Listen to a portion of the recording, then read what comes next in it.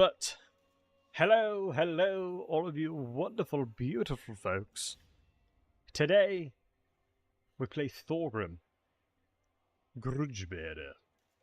Do not shame your ancestors, dowie brethren. You thought you could escape the dowie voice? Oh, you were wrong, brethren. The dowie is here. Thorgrim's the High King, I say. Well, the High King's here to absolutely smash it, boys. Right. Good to see you guys. Honestly, one of my favorite YouTube comments was me streaming a High Elf campaign, and then somebody saying, "Oh, thank God I won't have to listen to him speak like a dwarf again." Little did they know, after 10 minutes of watching, dwarf impression, you already know. So joke's on them. Yeah, we'll just go legendary hard as always. Yeah, we're giving Thorgrim a go, as I really like Thorgrim, because I know they've given them Grudge settler units, specifically. And his army overall is pretty tasty. A lot of really good stuff, but I hope everyone's doing well. Good to be here. Oh, and an FYI on some interesting news. The Slayer cosplay, which I promised. Red Mohawk. Axes, Slayer axes. Proper dwarven beard. Obviously, I've got to keep mine trimmed. I have a normal dwarf beard, but I've got to keep it trimmed for work. Is going to happen in the next couple of weeks, I believe. So we'll be doing a dwarf Slayer cosplay, where we'll be voice lining and doing nothing but dwarf voice lines. I'll have to prepare my voice for it. Should make a mob where I replace all the dwarven voice lines. I have been requested to voice act a certain dwarf legendary lord, which I'm very excited about. If it comes to fruition, I'll be very big excited. As I've done other voice acting stuff where I voiced Rebron Stahl in one of the mods that I'm in, Champions of Undead. Really cool mod. But yeah, I just love doing voices. Hey, Chosen, good to see you, buddy. Make short a bannable word, I should. For this exact specific stream, if anyone mutters the word short, I will batter them with a ban. I can't afford it. I haven't streamed in a week. I gotta be good to you guys. I'm probably in your guys' bad books because I haven't streamed in a week. But then again, I did like 2 tournament streams in a row, and it well and truly destroyed my voice. But right. Hope everyone's doing wonderful. Welcome in, everybody. So, as a proper introduction, we're playing Thorgrim Grudgebearer. This is going to be one of the best starts you'll ever see. We're going to snowball exceptionally quickly, and I'm going to demonstrate on how you can snowball and be giga insane as Thorgrim too. Let me just check to make sure everything is the hardest, because sometimes it does this before we start. So, we'll show you how to maximize the value of Thorgrim. You already know. Hey, Tarathel. Is Thorgrim the manliest dwarf? Nah, I wouldn't say so. I would say Thorgrim is. Not finished the Skarsnik campaign. Oh my god, that Skarsnik campaign was so giga cracked. It was unreal. Joker, honestly, that Skarsnik campaign, I'll be honest, I lost interest because it was a classic case of suffering from success. I snowballed way too much on that campaign for it to be interesting. Hey, Crumbler. Hey, Hader. How you guys doing? I'm doing well. How are you guys? Like, I'm not sure about you guys. Sweaty, samesies. But if you do too well in a campaign, I lose interest. For me, the majority of the fun in a campaign is the early game, because that's when it's the hardest. And depending on how the mid-game goes, if there's lots of challenges, I enjoy it. But, like, I legitimately conquered, like, 30 settlements in, like, 20 turns. Probably more than that. And I'm like, I honestly can't really lose at this point. And that's honestly one of the biggest problems I have with this game. Is if you find yourselves in situations where it's like, yeah, I'm legit in the situation where I cannot lose. I personally lose a bit of interest at that point. Maybe that's just me. Let me group these guys on one. Humble brag, not intentionally. I mean, keep in mind, I have played Total War Warhammer for an insanely long time. That if I didn't snowball like that, I should be ashamed. It wasn't intentionally a humble brag, but I can understand why it comes across like one. So I do apologise. Let's go ahead and do the bombing run. Make sure you keybind it to 1. So if I had Thorgrim on shift 1 right now, I wouldn't be able to do this. Because I'm using the keybind shift 1 here, which I highly recommend. And what we'll do is this. Otherwise, it's a lot harder to be accurate with gyro bombers. And also keep in mind, anytime you hit them and knock them on the floor, they will not take any damage from further hits, so keep that in mind. These are clearly the Arakara boys. Yeah, obviously Goblin Archers have less HP. And then just shoot the general because they're going to rout. Pull you back a second, and then all we need to do now is just get Thorgrim in. I can probably utilize the gyro bomber and give him some ammunition just to give a little bit more balance of power, but it should be fine. And then simply we want to get the charge bonus, so we'll do that. I think you're more likely the one that's going to die very quickly, so we'll do that. Calibration distance, so we want to be as close as possible. AI's cowardly, so you can abuse it? Yeah, absolutely. You can keybind bound abilities. Yeah, anything on the left is bound shift, anything on the right is bound alt. No, control. I think it's alt, it's either alt or control. So you can always hotkey, everything's hotkeyed. And yeah, this is a classic case of consolidating your forces here. Since when? Since a long time. Since a long, long time you've been able to do that. Let's give these guys physical resistance as well. Shoot there. I think Amylos bonus will kick in very shortly. The second I believe that we do more damage onto the general here. Oh, I should have moved away because it gave him the charge bonus. When you're good in the new DLC campaign, you're going to drop it? Oh, well, I know greenskins are next, right? I mean, I'll happily play anything that comes out. Right. Yeah, let's move around. Solid fight. We want to make sure the general dies so we get additional money. There you go. It's just a teeny weeny bit, but I might as well. Do you know what? Do you guys care too much if I put my green screen on? Oh, and also, I hope you guys enjoyed the tournament that we did last weekend. Hope you guys all enjoyed that one. Man, it was so much work getting it scheduled, but literally the only thing I said that I cared about was people enjoyed themselves, and the players enjoyed themselves, and obviously the commentators. As long as folks enjoy themselves, that's all that matters. Watch a lot of the screen with it off? Yeah, it will do.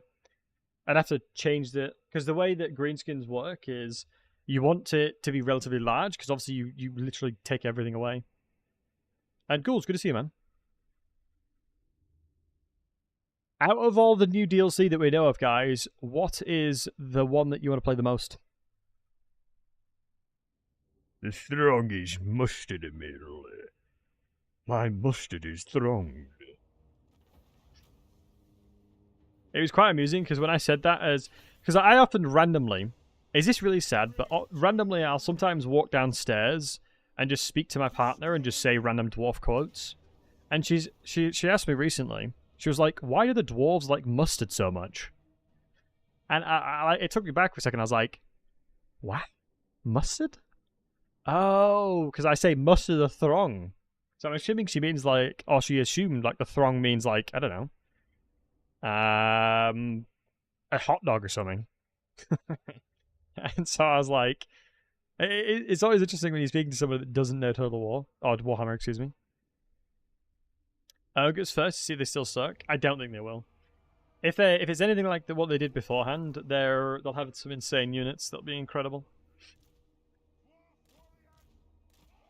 But you got to remember, I mean, ogres on release were the most overpowered faction in the game by a long way.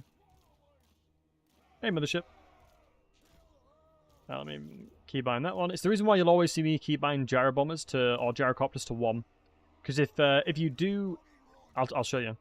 So if I keybind the U to 1, messing this one up, and then U to 2, you'll see that I'll have issues when it comes to the bombing run.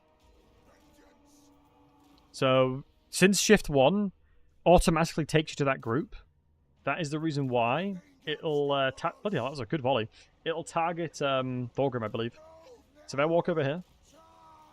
It's always good to demo these stuff so you guys can see. Now, holding space helps a lot. Oh my god, have they fixed it? Oh, they might have fixed it. Unless I've just been doing things wrong the entire time, which could be the case. The DLC release date? No idea, matey. Oh, there you go. See? It targets the targets Thorgrim instead. So you got to be careful with it. I mean, the AI seems a little bit more suicidal these days. One of the best things you can do is always target goblins, as goblins have really, really low HP per entity. As long as I'm running towards these guys, it should be fine. I'll alt move to make sure. Guys, I had a Pokeball. I think that's a terminology. Like a super healthy, ricey food. Surely that makes up for years of neglect on my body, having one salad. Absolutely. Hey, Boss Canary. I've been on a dirty bulk for no jokes like 6 years at this point. Can I even call it a bulk at this point? Yeah. Just be delusional.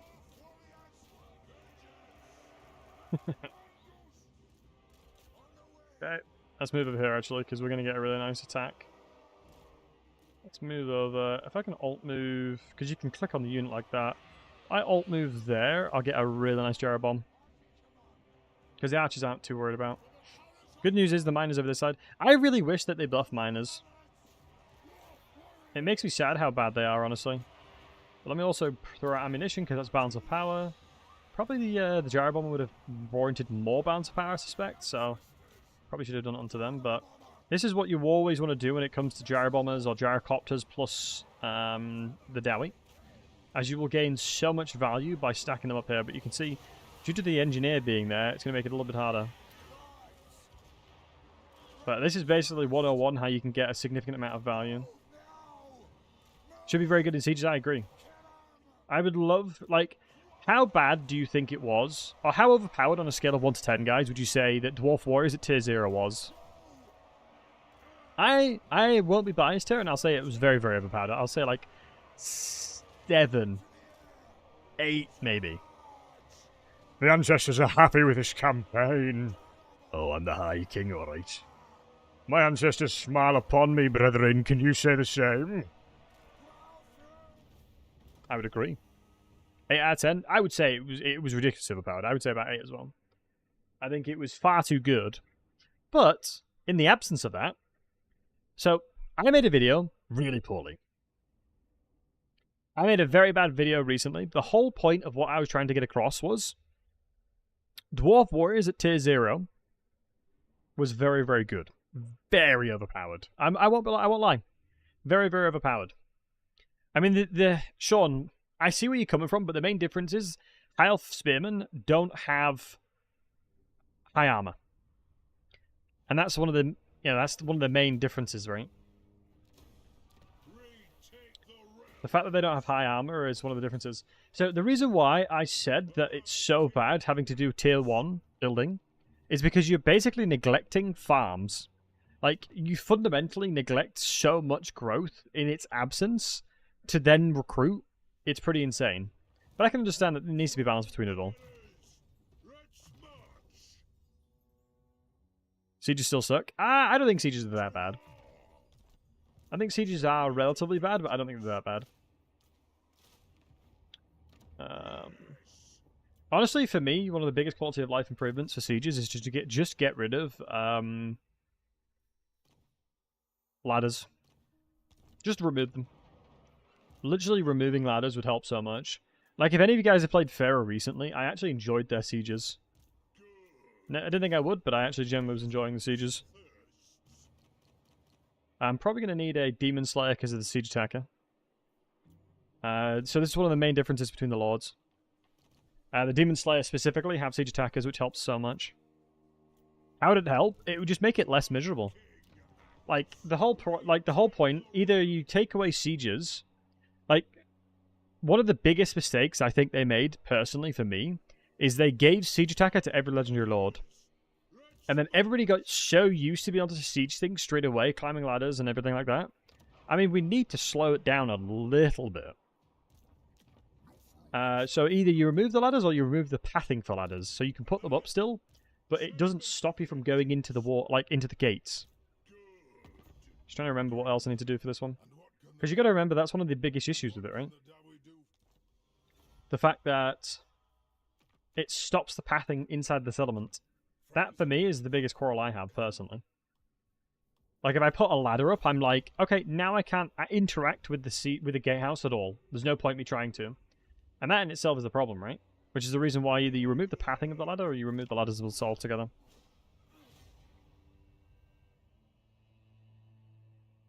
This is just bad. Three Kingdoms implementation. I think one of the problems with Three Kingdoms implementation of sieges is the units were told, if I can't defeat this unit, I will ignore it. Which is such a bad thing for a siege. Like, I have won sieges on Three Kingdoms legitimately with one general and walked in and none of them try and attack me because they can't beat me. So I agree in that the implementation was a little bit better, but the AI was worse in some ways.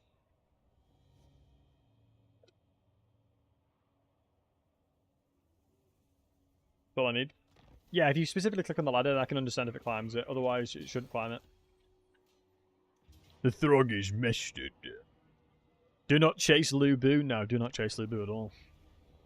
The thing that annoys me, Lu Bu, like, if he wasn't such a douchebag, he would have done so well for himself. Like, the fact that Tao Tao had to chop his head off because he was just an arrogant little douchebag, it makes sense. It makes sense. Like, he was like, I am literally the GOAT, and everyone else sucks in comparison. That's basically what Lu Bu was like. And you can't trust a guy like that. You know what I mean? You can't trust a guy like that. Set up on the left-hand side here, as I want to make sure that I can funnel them towards one direction. Was he wrong? Honestly, no. He was far better than everybody else. But the thing is, Tao Tao proved that you don't need to be a military... Like, you don't need to be a military fighter. You just need to be a military genius. Like, the theatrical elements of warfare is more important than the actual war itself. Like, understanding how to maneuver your troops and things like that. He was very, very inept at all things military. Apart from fighting, that's all he was good at. And I wager that it is not the most important thing. Towards you coming in where he's the very easy access to AP. I just think it's a different vibe, right? Dwarven rosters just sit there and tank for the ages. And I feel like Dwarf Warriors could become stronger than Spearmen outside of Eltharion. Logistics over actual fighting? Oh, 100%. It's like with Warhammer 3. Your troops are far more important than your generals, generally speaking. Like, I would wait. Like, Thorgrim in my army is useless. If I put one Dwarf Warrior against Thorgrim, the Dwarf Warriors probably would get close to winning. Like, they've completely changed how the armies function within Warhammer 3. They really did. Right, all I got to do is just do a couple of these hits, and then I can force them to start moving towards me. It's all I'm wanting to do here. There you go. That should be good enough.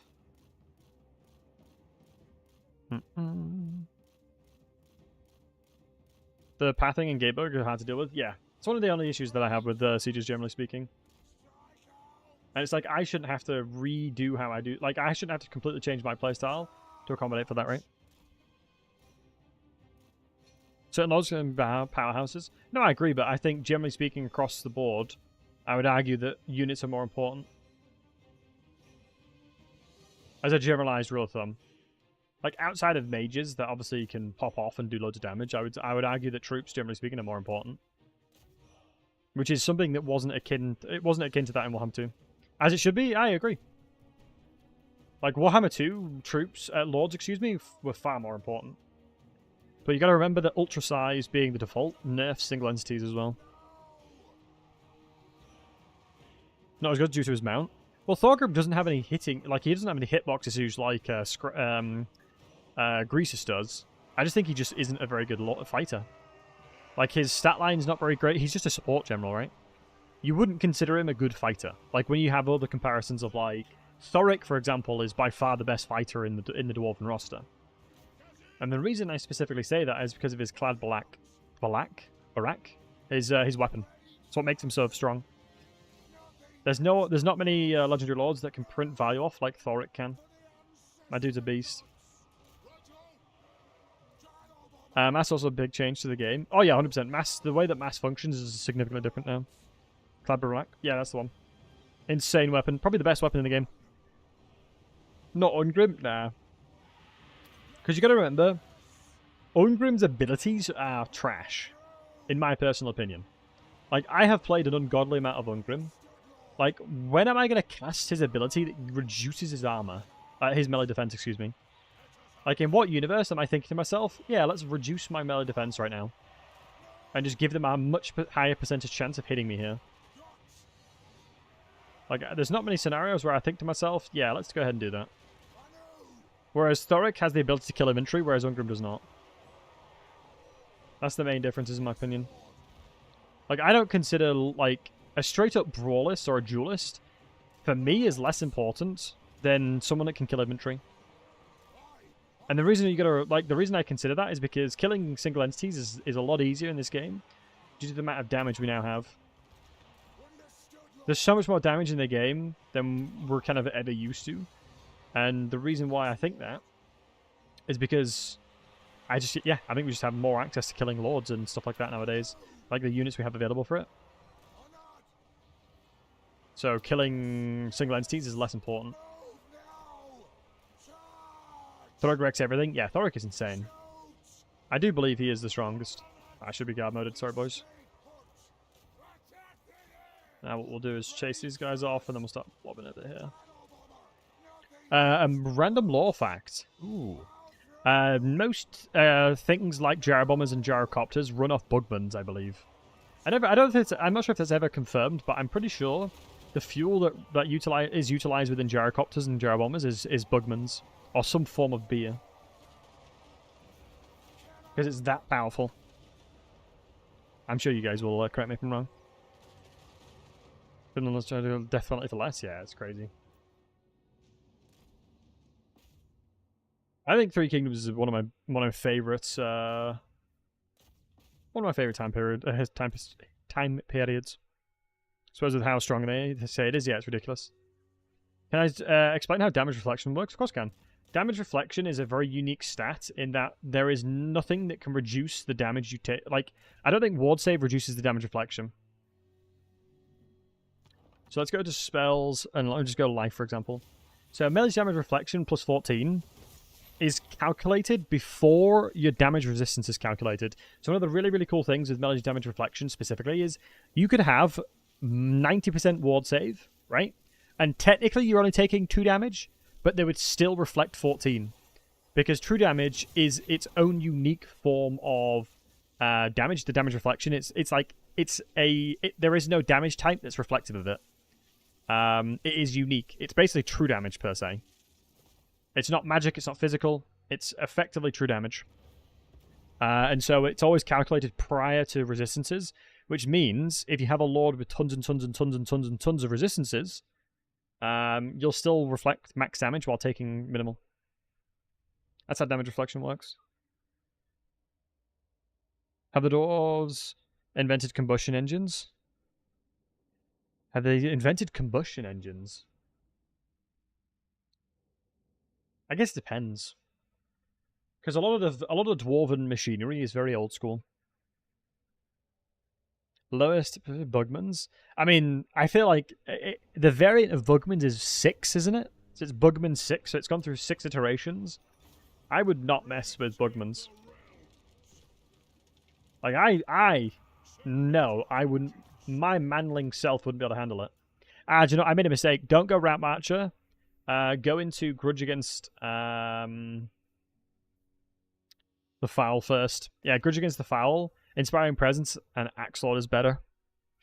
Unless melee defense, I wager more. Yeah, I actually would rather go melee defense, but then again, the leadership's nice. Yeah, I'll do leadership. I should level up earlier in turn as well, I believe. Do you know what I should have done? I should have recruited a lord in here to globally recruit Dwarf warriors as well. But I'm pretty confident I'll beat Skarsnik no matter what, so. I'm the best, no you. I say to you, good sir, no you. How come I hate Round Marcher? Because I don't need Round Marcher to reach the high place. It's literally the only reason. Like, I consider that a dead point. And then I would get Round Marcher after killing Skarsnik because it would allow me to go to World's Archway. Because the thing is, my pathing is going to be going here, then kill... No, I can attack high place straight away, I think, potentially because of Round Marcher. Nice. Power of the Guild is so good. I'm pretty sure you don't need Round Marcher to get to the high place, though. I think I've done I think I did last time I did a stream on it. I didn't need it. But the short victory condition. Short! 2 legendary grudges, kill Skarsnik, and 30 settlements. That should be relatively easy. Because what I'm going to be looking to do is confederating you guys. I mean, honestly, I'm probably in a position now where I can recruit a secondary army. I don't think a Demon Slayer is going to be worth it. The Ranger Trained is nice, but the Grimnir is even nicer. I don't really rate Rune Lords personally. I should be able to get more than enough money to sustain this one. Because what I should be trying to do is attacking from this side as well. As I should, in theory, be able to do that. Thorgrim's going to be moving in one direction, so I should be able to kill all this by himself. Whereas this army should be able to start dealing with some of the chaff over here. As long as I get this upgraded and I start getting some Thanes in there as well, we'll be laughing. We got to keep in mind, I believe we can unlock Thanes here. Or we get a better capacity for it, so I'm going to want to rush as many levels as I can. What I don't know is if they've actually rejigged this one. Has it always been 1,000 grudges? Because from memory, the grudges system, the number of grudges you'll see oftentimes is significantly reduced. So I can't remember if it's always been 1,000. Because the problem is the likelihood of getting 1,000 is relatively short or small. Said the keyword. Yo, Ollie Bomber. What's up, buddy? Did you ever have too many grudges? True. But in the previous iteration, you'd have way more.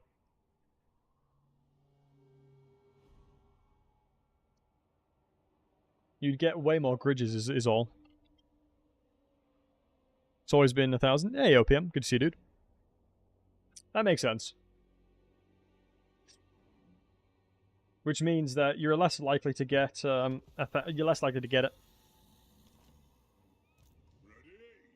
So you can reach this one 7%. Yeah, you don't need rank matcher. I was right. Rank match is not needed to go to the high place. We'll get a cheeky level up anyway. This will force us to get another level up, which we should be completely fine. I don't have anyone, unfortunately, to declare war through, which sucks, but it is what it is. Can I do quest battles for legendary confederated lords, Henrik? Hey, dude. You should be able to. You should be able to. Sometimes there's a bit of weirdness with it, but generally speaking, I would consider you should have the ability to do so. If not, you will. Normally, legendary lords that you confederate have their items very quickly, because the way that the game handles it is they basically just give. Yeah, they basically just give the items to people, or to the lords very, very quickly. It's like a kind of a cheat. They just sort of get thrown items to them.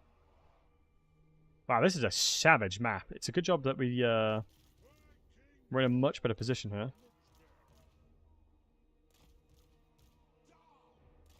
Yeah, this map really isn't good. Anytime you're shooting uphill, you've effectively gutted some of your damage. So, see if they progress towards me. If not, I'll take the terrain. Nope. Okay. This is an absolute El Clasico where the AI lets themselves be flanked. Classic. Only seen it twice. Yeah, they nerfed it. Some weather mods? No, I'm not. No. Okay, reposition really quickly while they're doing that.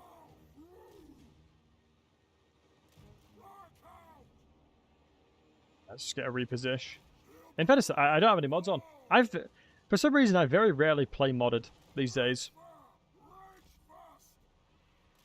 It depends how bored I am, I suppose, and how much of a change that I need in the campaign. Generally speaking, I don't play modded. But no, like SFO campaigns and stuff are always good fun though.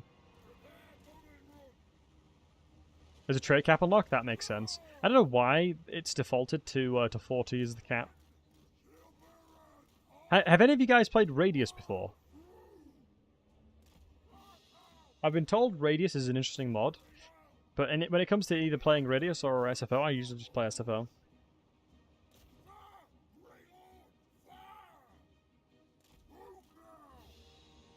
Siege every settlement? Because I know they give a lot more variety of units, right? Even if it doesn't make sense, technically. That's a little bit annoying. Let me try and... Since I'm getting shot so much, my gyro bombers are struggling to maintain formation.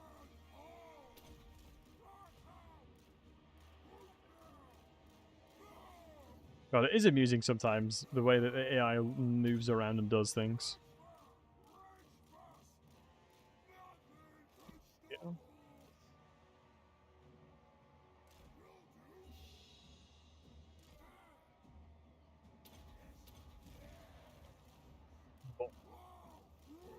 Well, gyro bombers are such a massive nuisance for gobbers to handle. And also, the reason why I like to highlight it is because it massively helps when I'm trying to do this.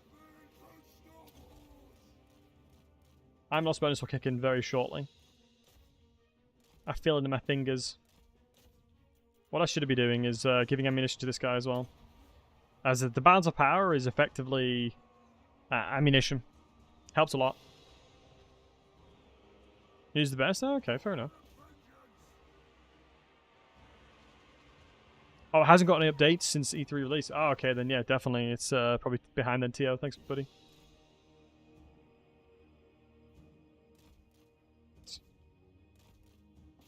Honestly, you can't go wrong with a bit of Thorgrim. I think he's probably one of my least played dwarves outside of Warhammer 1. As long as I didn't take any... I don't think I took any casualties. Yeah, I didn't. That's what I was looking for, because I didn't want to take too much casualties for Skarsnik fight. Although the Skarsnik fight is exceptionally trivial if you copy what I do. I will effectively trivialize the Skarsnik fight.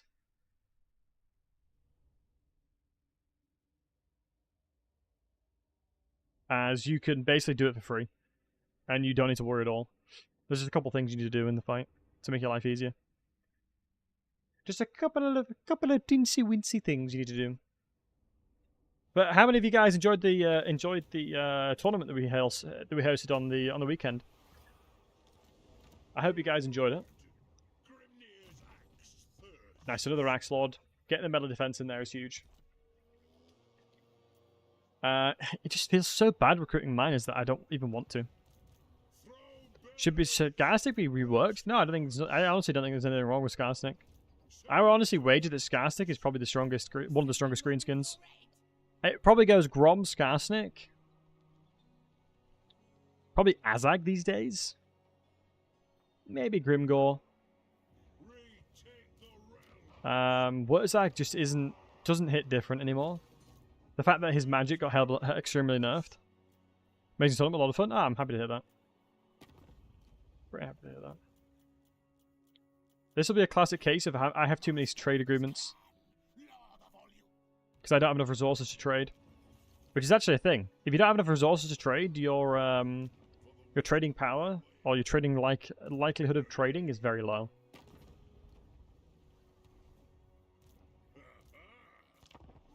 Alright. A lot of effort from my side, yeah. I mean, I was very lucky that Human Boy helped out on the Sunday. And Lucy helped on the Saturday. Wow, you rank 7 spider already? Right, so guys, come closer, come closer, come closer. This is 2 armies. Not even worried. I'll show you how to make this trivial. I'll show you how to make this fight extremely trivial and very easy to win.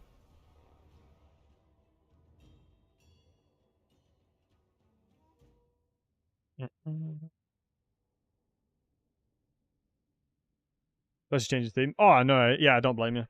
I'm not a good multiplayer creator, I would say. Like I have so much to learn when it comes to commentary and stuff like that. As my commentary is more so reactive to what's actually happening, not necessarily about builds and stuff. Which I'm still learning. I'll get there. What's your take on giving Dory Quarrelers at tier 0 units? That would be the worst. I mean, that would be too strong. I mean, Quarrelers are basically Dwarf Warriors, but with bows and shields. I would probably say that would be significantly worse than Dwarf Warriors. Which would worry me that would drastically worry me because it would get nerfed very quickly. I think Quarrelers are arguably one of the most durable, one of the best, most durable range unit in the game. I don't think there's many range units that actually beat Quarrelers in a straight-up fight. Just because of how good they are with their armor and then the silver shields. So what I'm doing here as well, just so I can describe it, is I'm stacking my units up really, really tightly here.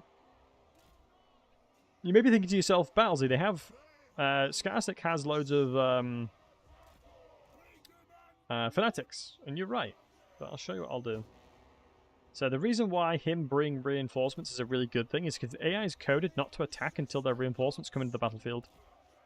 And the whole point of me deploying where I have is to force the AI to move into this direction. So what's going to happen is, I'm going to fly over with my gyro bomber. I'm going to go shoot the spider until it dies. And then I'm going to find where the fanatics are and then move my units accordingly because of that. It'll be choreographed, I'll show you. They're not going to attack me until their reinforcements come over. And they're not going to shoot me, generally speaking, either. So I'll just need to shoot the spiders. It's one of the bad things I would say, or argue about the AI currently, is I don't believe they'll shoot me. Oh, no, they will. Okay. So if I move closer, then they'll stop shooting me because I'll get towards their minimum range of engagement. Yeah, they've been a little bit smarter here. Okay, so clearly the AI has had some improvements on that one, which is good. But all I need to do is move away from that. And just keep shooting here. Because they're waiting on the reinforcements. And then on top of that, they'll wait until the reinforcements get into position. So I can just sit here chilling without any worries. So let's move closer, because obviously we want to make sure that we're as close as possible because of calibration distance. Still units coming in. And now they're going to reform themselves, which means that they're not going to shoot me. And they're just going to put themselves into a position. Easiest thing you can do is just look for when red arrows come onto my gyro bomber. So now we can see that they're trying to shoot me. So once again, we'll just take off fire at will. So let's just keep shooting the spider. Let's make sure I'm moving a little bit further away from them. And avoid these skulkers. Because of the smoke bomb right there. I know that was Skarsnik's ability, but since we're on top of them, it doesn't matter. Keep evading. And then 2 more shots, I believe. 1 more. Never mind, we clearly missed, unfortunately. Bosh, spider dead. Now, what we'll do is, we'll top up the ammunition. I'll take advantage of the fact that we've just killed the spider. And now the gyro bomber is a scouter. All I need to do now is scout properly. And look out for where the fanatics are. And then what we'll do is we'll move the reinforcement line. So let's give ammunition again. This is upticking our balance of power. I'm going to then move my reinforcement line out. Which means that the fanatics will first impact and hit them. And also the hill is uphill, so the fanatics like throw won't be able to climb the wall. Like, it won't be able to go up. It'll just be stationary. Which is the reason why we'll do that. And we'll throw another miner there. And then we'll wait for another ammunition and pull them out again. What's the trick behind your way of playing gyrocopters? Because I keep taking too much damage on them as always. Honestly, this is a classic case with most games. Damage, like evading damage is more important than doing damage. Because in a battle that wages on for 10-20 minutes, you're better off just waiting until the situation is right, rather than just trying to get damage off. Like you saw with the spider, I was getting shot, so I just started kiting away. I knew there was no point shooting there, so I just kited. And let me just try and scout where the fanatics are. Normally they move on this side. And once again, I think the way that they're going to shoot is pretty inoptimal here, as you can see. Because they're still trying to reinforce and move towards me. What I would do now, if I was smarter, I'd be shooting Skarsnik, but I don't think it matters. All I need to do now, I'm assuming they're over here, because I just scouted this side. So I move over this side. All I'm using the gyro bomber for is a scouting unit. So I think they'll be here. Judging from where they are. Yeah, so that's the Skulkers. Skulker. It's fine. Let's get some shots off them. As long as I'm evading the smoke bomb, it's fine. Let's get some free damage off. Let me just go ahead and top ammunition up again. I still don't know where the fanatics are, which is, I think, surprising the most. I'm not worried about anything else but the fanatics. So now all I need to do is move back again. See, these are squig hoppers, which is fine. The Coralers should be able to handle that. All I need to do now is figure out where the fanatics are. As the generals, Skarsnik move them forward. He's got his Prodder already because of El Clasico. Let's go ahead and guard mode. So, I mean, like I said, I can see I'm being shot at, so I'm just going to not focus on moving forward. I'm just going to focus on evading the arrows. So, archer line, archer line, archer line. Fanatics on the right-hand side, you can tell. I mean, I could just tell this is the fanatic because it's a sword. That's a normal Night Goblin. So this one's the fanatic, so I need to make sure to kill these ones. Let's go ahead and turn around. And then let me just chill out for a second. You move back. And now we're going to do a bombing run, just real quick. Because if we can reduce the HP of the fanatics here to be low enough, below 25%, we're fine. So I'm just trying to check as well. I'm going to let them stack up a bit here. Because you can see a fanatic here already. He's done more damage to them than it's done to me. Which is the reason why we set up in the way we have. Because this positioning exactly stops the fanatics from being able to fire up towards you. So there's like multiple layers as to why I'm doing certain things. And this is one of the main ones. So what I'm going to do, hammers go over to you. You go over to Skarsnik. And what we're going to go ahead and do is reduce his melee defense. And then flood to the left here. The goal is the second that line gets destroyed, all we're going to make sure to do is use our gyro bombers. So the whole point is we want this line to die. Sounds kind of counterintuitive, but it's true. Because the fanatics are going to be killing themselves. You see this? This is the whole point of our positioning. Like, everything we're doing has, like I said, there's a reason for it. And so they're killing most of their troops with their own fanatics. And now here is where we're going to start. We're going to alt move and then gyro bomb here. And we're going to do a rotation over this side. I think we're going to be close enough to the archers, or should be relatively close enough to the archers to make sure that they'll stop shooting us. If not, we'll do 2 bombs, move forward, because a bomb will effectively make it so that they won't be hit or damaged by anything. So we move towards them, which means that the calibration distance, the skirmish mode is on default. So they start running away from us, which gives us enough space to go over here. Another fanatic friendly fire on the line. That one's unfortunate, but that was a misplay by me. Let's go to the bombs over here again. And then we'll do another bomb situation over here. I'm going to run towards the archers real quick again. Just quick run towards them.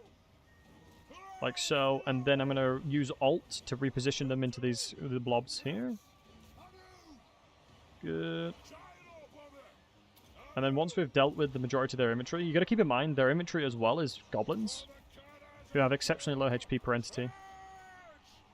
What we're going to do now, have we been smoke bombed? No, we just been shot at, so our turning circle's relatively now.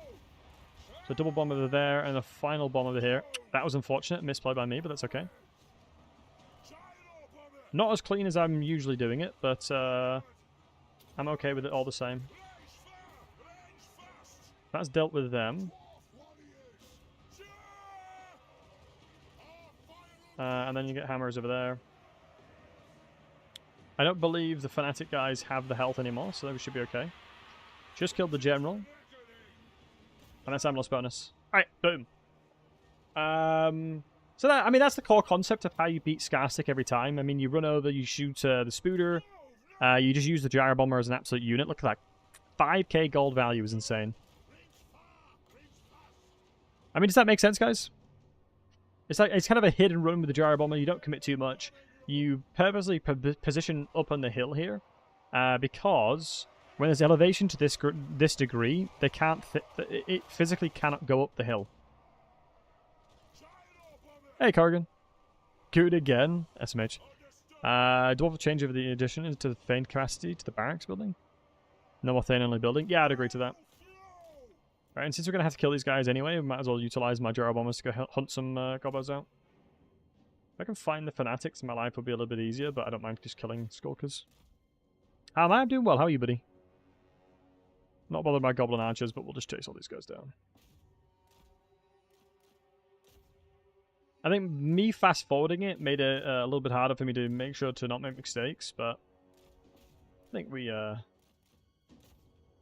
demonstrated it enough.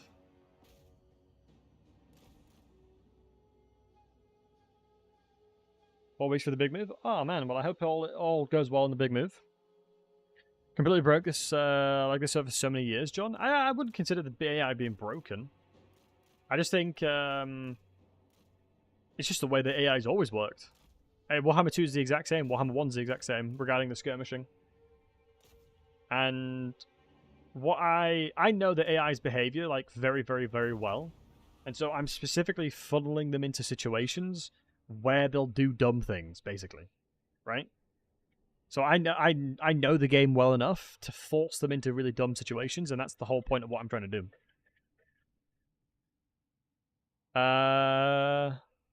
Let's buy artillery. What, Sebastian? Do you mean artillery? No, you don't need artillery until a little bit.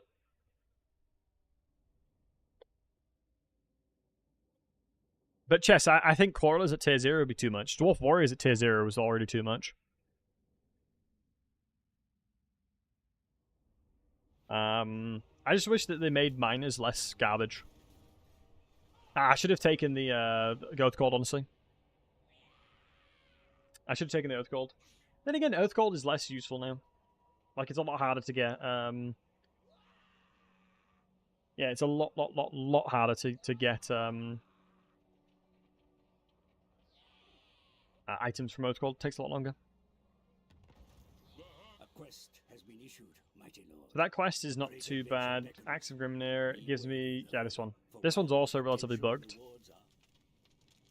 Yeah, I think Thorgrim has some really weird bugs.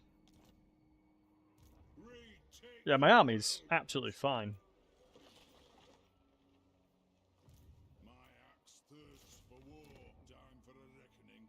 What we can do here is we can go that. We can also go Oath Gold as well. That is going to sustain our income. All the while we're going to murder some green skins. So now we're absolutely laughing. We've got the max defense we're looking for. Go the movement. Go here.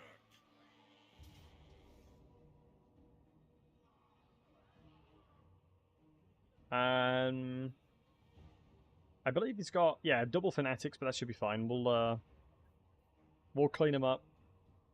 Yeah, honestly, I don't think I'm okay with the orders over there. It's not too bad at all.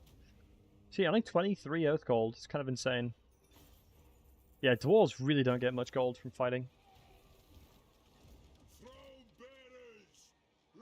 They really don't get much love in that respect. I'm not really fighting anything else anytime soon. I mean, leadership doesn't really matter. I mean, the only thing outside of what I probably want is something to do with...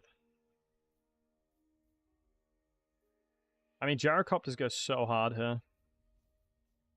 Just trying to think what would be best specifically for me in this run. Because damage is not what I need him for. If I was going to use, if I was going to get a free I can't believe I've forgotten the name of it. What's the... Oh, wow, my brain is fried. I've clearly not slept well enough. I'm trying to remember the rune's name. Rune of Spite, that's the one. Rune of Spite. Like Thorek does, it's such a good thing to get straight away. What I'm probably going to do then, until I know what I'm committing to, is just get him more health. And Flash Bomb is so good. Also, super easy to resolve. It's one of the... Honestly, it's one of the good and bad things about the dwarves. So now we've got the Master Rune of Spite because of the freebie. So getting him more health is ideal. It's lucky that the fight worked out the way it did. It honestly is wild how much you can kill by just very minimal units alone. So we're going to get more Dwarf Warriors here. It'd be nice if I could upgrade that, which I will. I suspect we're going to be able to get some more juiciness there. I'm going to demolish that and chuck it into a trading depot as well. Hey, Midford, good to see you, buddy. But I would agree, John, in that the way that the AI reacts during reinforcements is not very good.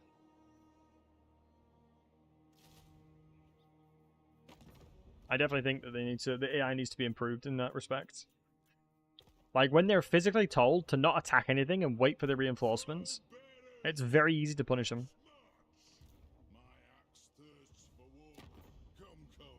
I'm interested to know when these guys tussle, because Burak Var is a relatively Confederation, but it'll depend on how quickly Scrag gets over here. As a very small army should be able to take down most of the greenskins there. We are going a little bit wider than I usually do, for the sake of pushing it a little bit.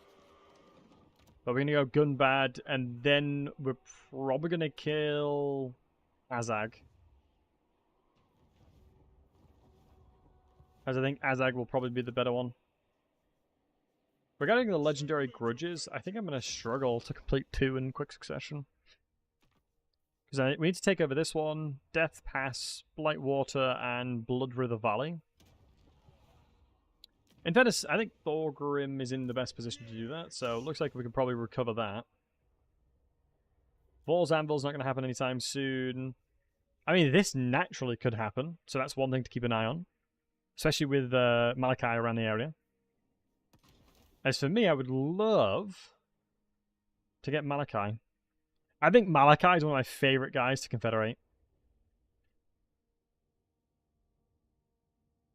Alright, so...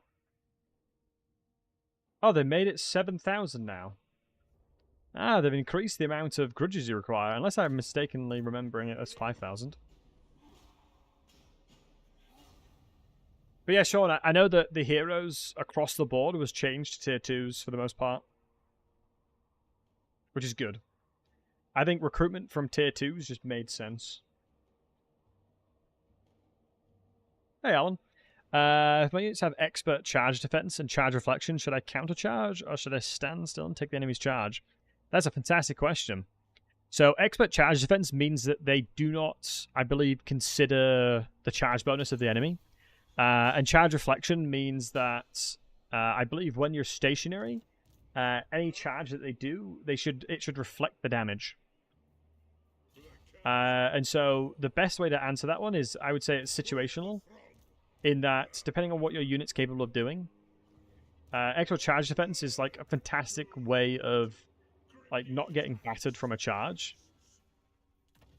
Whereas it purely depends if your unit has enough charge bonus for it to be worth it. Like, for example, I think like High Elves will have it. Yeah, actual charge defense. When bracing, this unit negates the charge bonus. I thought so. Big thinking, boss. I was right. So, but you have to be bracing for that. And obviously, charge reflection is bracing as well. So all of it is dependent on you being braced. So if you're not currently braced, neither of them function. So I would say in all situations, you want to be standing stationary. And Sarek, dude, thank you for 38 months. My goodness. To take the most value out of it, you'll always need to be bracing. I honestly don't think you need many units to take on the greenskins here. I would love to be able to wait. I'm going to hold spacebar so I know exactly where my line ends. Because I could get a Rune of Spiderdom and very easily solo this one. As the rune that provides Unbreakable as well will make it so much easier. I've chosen a Slanesh. Oh, I've chosen a Slanesh, you'd always want to be braced. But then again, it depends on what your army's like. If you sort of need your units to be in there and do damage, then you kind of have to charge.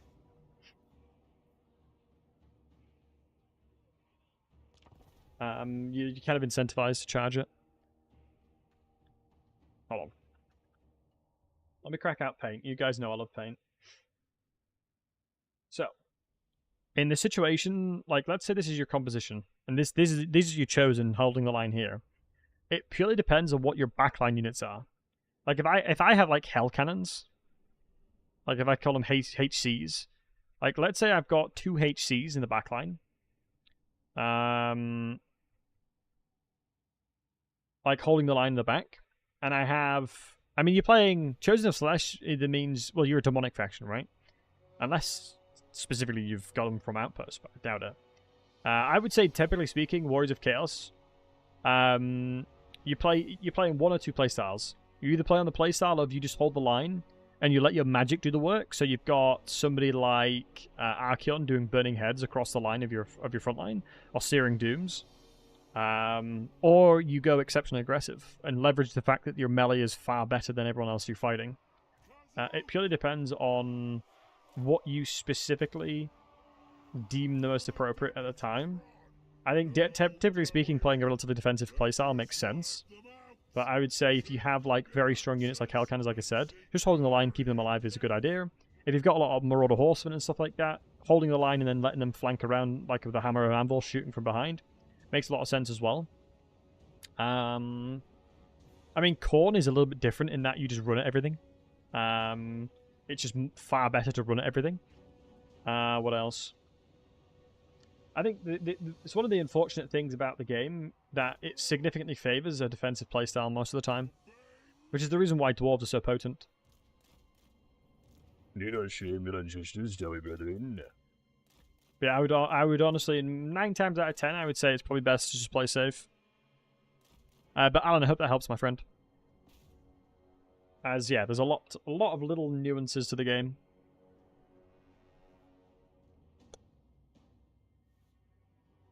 That's why we love it.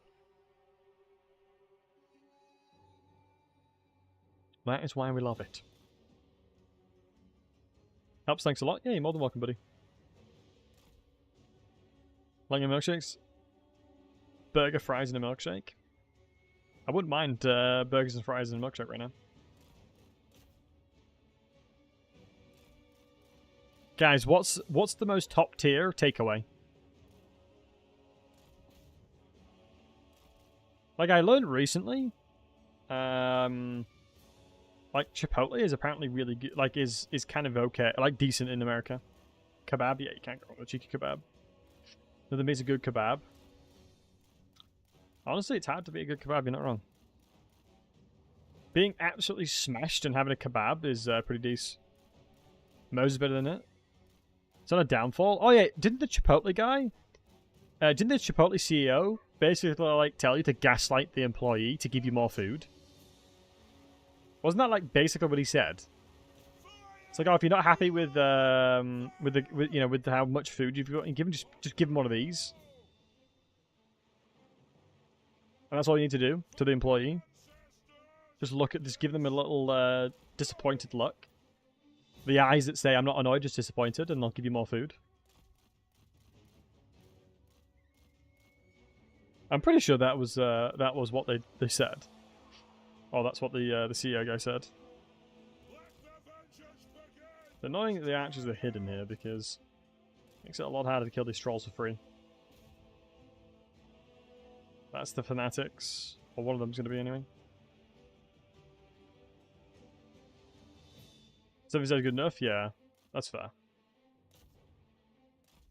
I'm an Englishman, and when I went to America, the serving sizes blew my mind. Like I was in a not 7-Eleven. Is it 7-Eleven? Yeah, I think it is 7-Eleven. Like it was I think the American sized for small is the same as our large size for drinks. Which surprised me a little bit.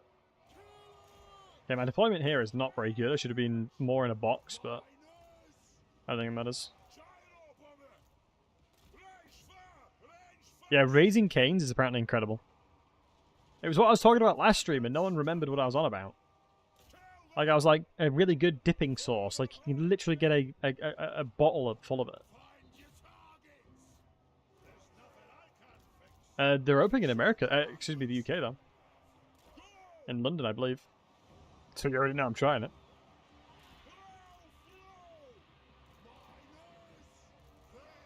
Due to the fanatics, I'm not going to move forward. I'm just going to let the miners get crushed.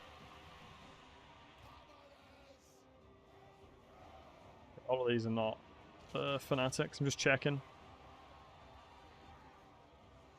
Just checking.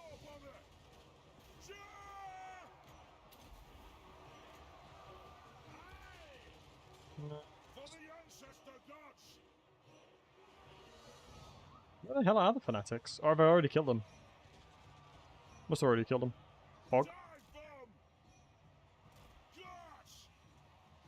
Alright, now the most important thing is the cheeky little bombing run. This is why why Thorgrim's the goat. This right here is why Thorgrim's the goat, boys. Ooh. Just let him recover as well. Let him recover. Boom. Once again. Let them think everything's safe. No, don't crash on me. I think the game's crashed on me. Am I cursed or what? I may be a little bit cursed. I like my game randomly crashes these days. Like, what's that all about? What is that all about? I bombed it, yeah. The gyro bomber absolutely smoked the Warhammer 3 engine, it seems. Yeah, that's my bad. You can blame that on me, boys.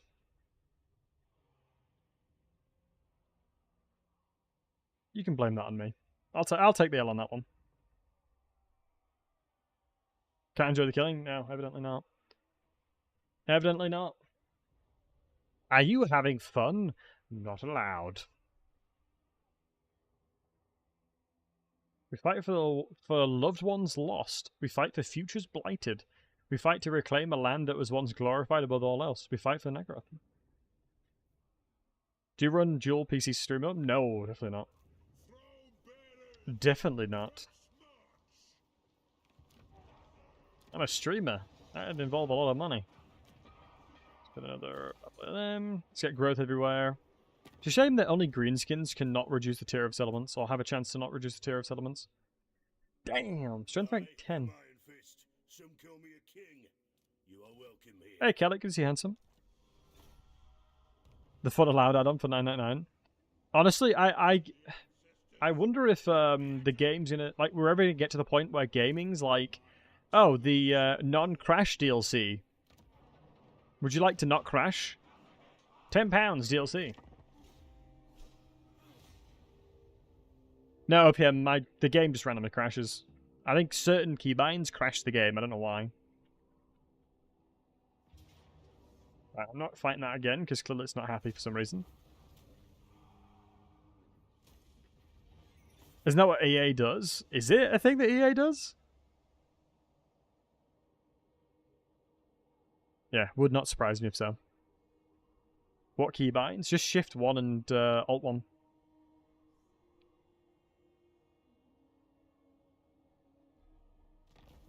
Changes barbecue.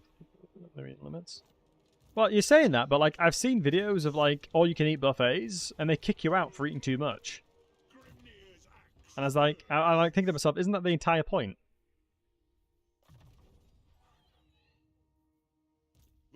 Like that's why I'm here. You stay too long, right? Okay. Yeah, let's start getting growth smashed out where possible. Faster we can get Mount Gumbad operational, the better. Gaudigrim is so goddamn good, it's just I can't really justify getting Slayers at this point. Might be Sage, never seen no kick before. Yeah, honestly wouldn't surprise me. Honestly wouldn't surprise me. I mean, the nice thing about having Kazakaraka is caravans do actually come and visit you. Wait, why are these guys gotten grudges? Oh, because they're trespassing. You need not face our might. Agree. That's funny. How dare you trespass and bring me money? Wait, so technically that's... Wait, does that mean if the grudges are considering that as a trespass... Is that the reason why most of the time factions that are miles away from you hate you? It's because technically you continuously keep trespassing against them? That'd make a lot of sense if so. What we'll probably do is let Ungrim go for that one and just go kill Azag. But then I just push out a no crash for 6 hours prior, yeah.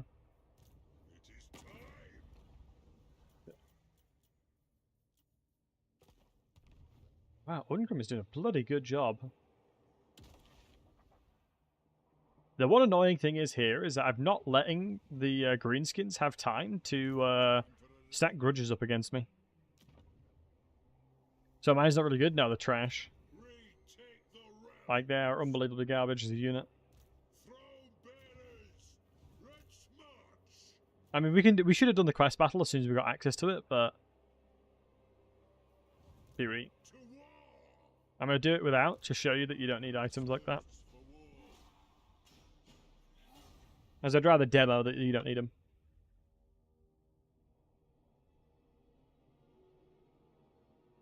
Where's the bloody book? It does go in the book. But if you guys have any questions, don't hesitate to ask. I'm always happy to help where I can.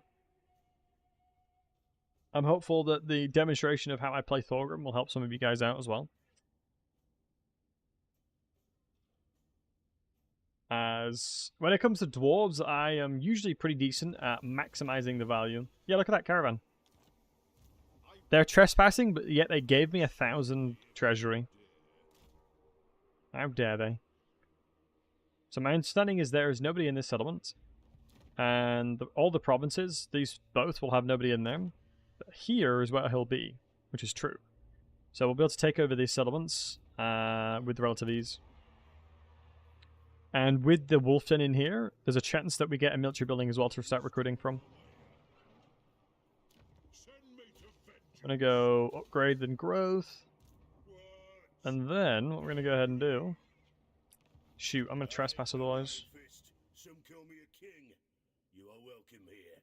I mean, surely me being the High King, I should be able to trespass on Ungrim here.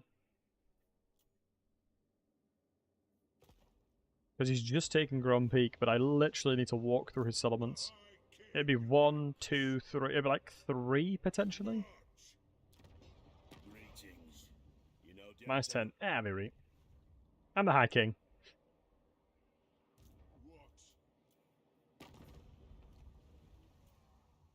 You know what I mean? We out here being the High King and all. I'm not too worried about it. What hero would you want with Thorgrim? As you said, he's support. I mean, if they, excuse me, the dwarves are very different in that they don't necessarily need like super powerful heroes. Like Thetans are insane. Just having melee units with Rune of Spites is so good. Hey, Landler. Would you miss the destruction of Skarsnik? He got shot. He did indeed. Skarsnik is very easy to steamroll, especially when you know how the AI works. How high, though? Hey, Graf, good to see you, buddy. How high, though? It's a good point. It's a good question. So, Malachi, wait to see it's patched the Grudge system. I assume you just ruffle stomp since you encamp at 100% in any territory. Just the AI stuff. That wow, another caravan. That's insane. I just think that... Hey, Jay, good to see you, handsome. I won't ask you about your 36s, don't worry. I just think... Malachi in general has all the tools in his disposal to be incredibly strong. And we got unlucky we didn't get military building. I actually don't think we need to recruit anymore. It'll be 2-turn movement. Grand Inspiring Presence. Someone says about what? Oh, really? Oh yeah, the Ungrim. I love the Ungrim voice actor. To die in battle.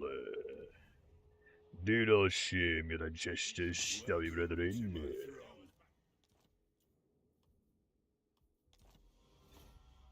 Double high, elevator in his throat, smoking. I think dwarves would be able to outsmoke most humans. Do not shame your ancestors, snowy brethren. Hold on. One of the funny things that I often like saying is, Ungrim, when it comes to a conversationalist, is one of the worst people to have a conversation with, because you could go to Ungrim and say to him, "Oh, Ungrim, you know, how's the weather today? You doing all right?" And he'd be like, The Slayer Oath compels me. "It's like, not what I asked, but okay." It's like, "What'd you have for dinner today?" It's like, It's a giant battle. once again, Ungrim, not what I asked you, but good to know. Almost like Cetra's ability to serve. You know, you don't want to play him with tennis. You don't want to play him with tennis, I tell you that for sure, because he'll never serve. I'll get more, that'll be fine. To the mod you're voice acting in? It's in the process of being developed, Mandela. The dwarf one specifically is in the process of being developed. I'm already voice acting as a Blood Dragon Knight, Rabe von Stahl. But dwarves is where my heart lies. I haven't done the dwarf voice in a bit. Particularly inspired by the old ditches. Where are the cats? They have a kitty cat. You've got the Warslings. That's their kitty cats. That's the equivalent of the kitty cats in my eyes.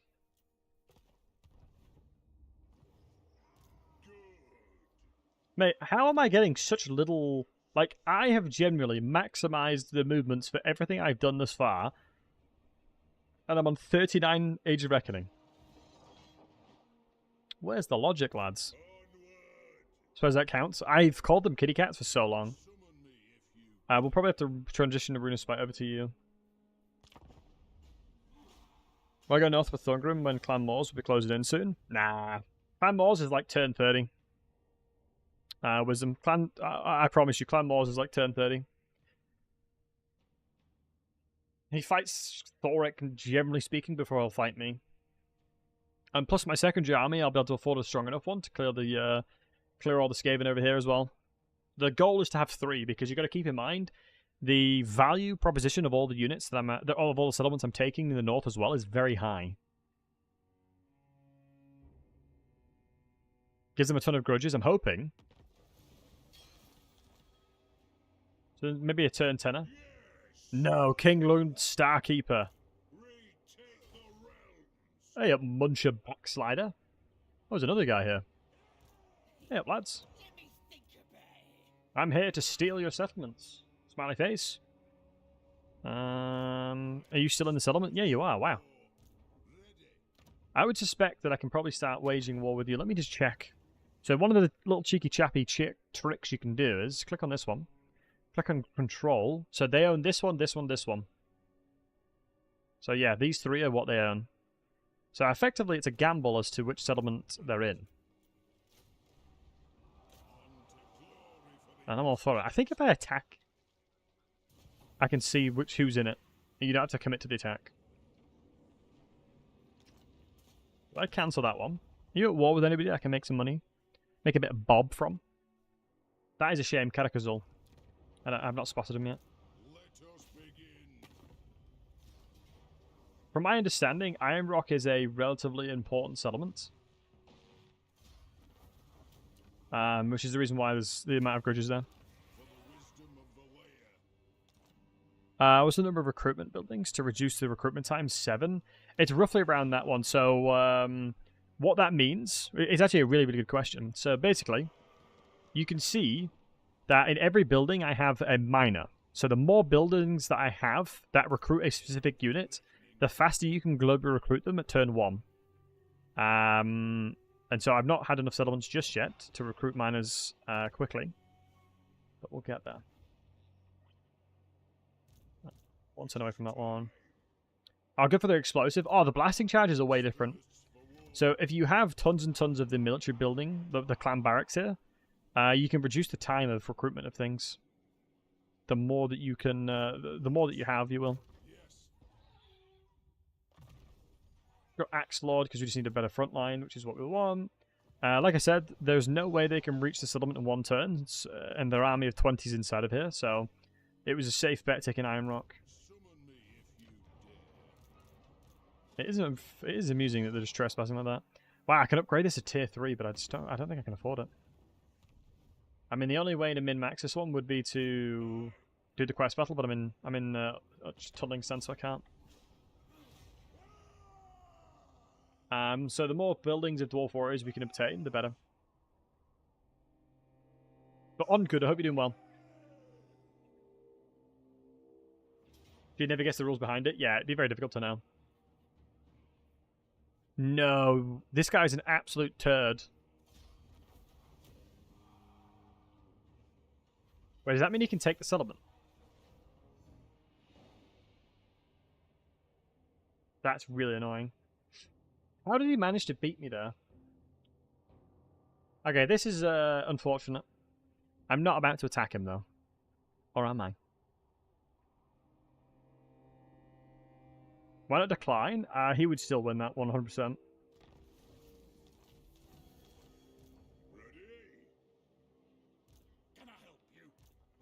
I might as well squeeze experience out when possible. And I can put money on the fact that he would have won that no matter what. Most said miners. Valid.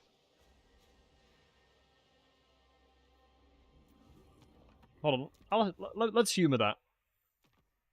What time is it? Let's humor me declining it. I wonder if they only win by doing that. Because I mean, you're right. His army is really trash for auto resolve.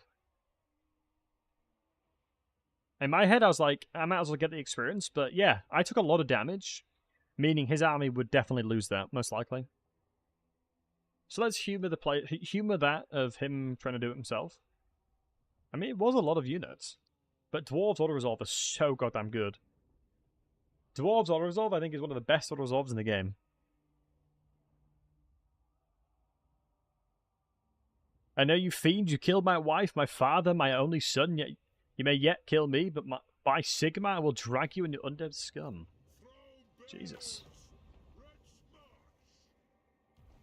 If I yoink this from under Thorgrim's nose, that'd be huge.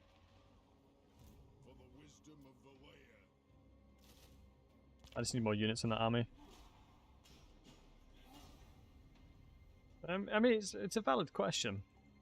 Why not decline it? Typically speaking, I very rarely do.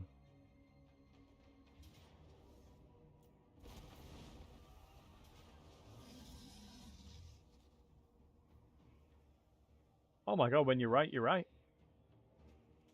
Wow. When you're right, Chief. What a G right there. I'm surprised. They only went for that attack because I was there to help them. Oh, beautiful. And now they're wiring me, probably.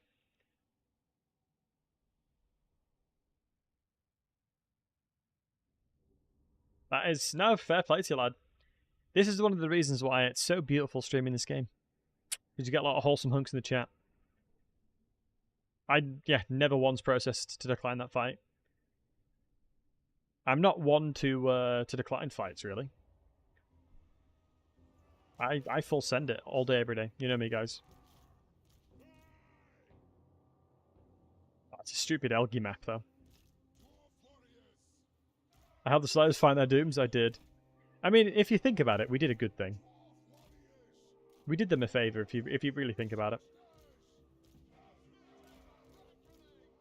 Am I a saint? You could say that. You could say that, honestly. Oh, and guys, I am very excited to release the video that I'm working on. No hints, though. I think you guys will enjoy it. There'll be a very different style from what I'm used to, though. But I think the video content will be good. Because one of the problems I've had as a creator is portraying information in the correct way. That has been one of the biggest challenges I've had. Because it's one of those things where the way I think could be vastly different from how you guys think in certain ways. And if that's the case, what I need to make sure that I'm doing is expressing my thoughts in a manner that makes sense to you guys as well. That's one of the beautiful things about making videos, because like for me, the Dwarf Warrior change is relatively detrimental. And the reason why I say it's relatively detrimental is because you're forced into effectively reducing your ability to snowball a settlement. And if you look at other factions like the Empire, their turn 1 tier 0 recruitment's actually really good, because they at least have archers. Like, the dwarves have a miner. That is the only unit that you can recruit at tier 0, which is unbelievably garbador. And obviously, growth is such a massive problem for the dwarves. Like, I remember on one of the campaigns I was doing, if you don't go growth in any of your buildings, I think it took like 30 turns to upgrade, like a tier 1 or tier 2, which is insanely low. I believe the dwarves have the worst growth in the game, or one of the worst growths in the game. Let's do a bombing run real quick. And that was sort of what I was trying to portray. Like, I would love for them to at least make miners not trash. Because, alright guys, do me a favour. Do me a favour, lads. Type 1 in the chat if you like playing the dwarves tall. Type 1 if you like playing dwarves tall. Type 2 if you like playing them wide. And what I mean by tall, I mean like you like to sit in your settlements and build them up as much as possible before you start doing anything. Right? Or, do you like the corn way nowadays? Do you like a bit of corn action? I mean, they have definitely changed in recent times. The fundamental playstyle of dwarves has definitely evolved due to Age of Reckoning. You hate the new Age of Reckoning for that exact reason? Yeah, I mean, you're kind of forced into fights that you necessarily wouldn't be usually, right? Depends on the Lord, valid. But I mean, here's where the main thing for me, and the main annoyance that I personally have with the Age of Reckoning mechanic is, sometimes you could quite literally do everything right and still fail. Grombrindle's a good example of that. And thanks for the follow, Pooncakes. If you sit too long. I mean, OPM, you've got to realize that you've been playing the game for a long time and you're very, very good at doing certain battles, so you can, you know, go wide very quickly. I'm the exact same, right? Like, I know how to really, really min-max, like, to a very sad degree. And so if I'm doing nothing, I feel like it's wasted. But thank you so much for the Prime, I appreciate it. It's very kind of you. I guess it depends on your experience of the Dowie as well. Hey, Thorhammer, what's up, dude? Also expected you to lose sometimes in order for enemies to accumulate grudges. That was changed a little bit. Because there used to be a strategy where you'd legit grudge bait, and you'd purposely lose settlements and fights to force the grudges to give them way more grudges, but they nerfed that pretty heavily actually. As I don't know if it was, I'm not sure if it was me that made a video or anything like that where they took that, where they realized what I was doing. I'm sure there'd be tons of other people that was also doing it. But basically what I would do is purposely, I would go super wide super quickly, which would then make me lose settlements, which would then stack up grudges like crazy, which then in turn would allow me to 100% Age of Reckoning basically every time. And that doesn't make that much sense. If you're purposely losing settlements, if you're forcing yourself to lose settlements for the sake of trying to get grudges. It's a very dwarf thing to do, though. That is a very, very dwarf thing to do. I mean, dwarves grudge for bloody anything. You don't fight. But don't fight, you don't feel like you're playing Total War? That's fair. I mean, it is Total War for a reason, not Total Peace. Hey, Rage, good to see you, buddy. I usually build tall when I'm bowling roleplay. Yeah, I think building tall is a good playstyle. I just think that you should have the option to do both as dwarves. Like, for me personally, I think you should have the ability to do either. And that was taken away from us with the Age of Reckoning mechanic. Like you saw within the chat, I would say half the people prefer playing tall. Half of you folks want to play tall. Which is a perfect valid strat. I'm lost bonus is going to kick in soon. I can feel it in my bones. Feel it in my bones. I feel it in my fingers. Oh my goodness. I feel it in my bones. Yeah, I really need to go outside more often. Legit, I'm lost bonus kicks in straight away. It'd be good for me to know what the outside feels like. Would be good to know. I'm not sure if you guys have also, like, you can just feel when I'm in lost bonus to kick in, or is that just, like, me being a nerd? What's the matter? Recommend is that you hit 100% early? Get wasted? Oh, Wisdom, I completely agree. I hate the fact that they get wasted. Because, like, one of the reasons why Age of Reckoning, the mechanic of it can be frustrating is, like, oh, if I attack that guy, it'll waste loads of grudges, so I don't want to. And that just feels bad. Right? Is that just me, or does that feel awful? It's like I'm sitting there and I'm like, I really want to take the settlement, but if I do, I'm going to waste so much grudges that there's no point. I'm not sure if it's just me that feels garbage doing that. Because I would agree with you, Wisdom Puff. It is not a good feeling wasting Age of Reckoning like that. Oh, do you know what I haven't played in recent times?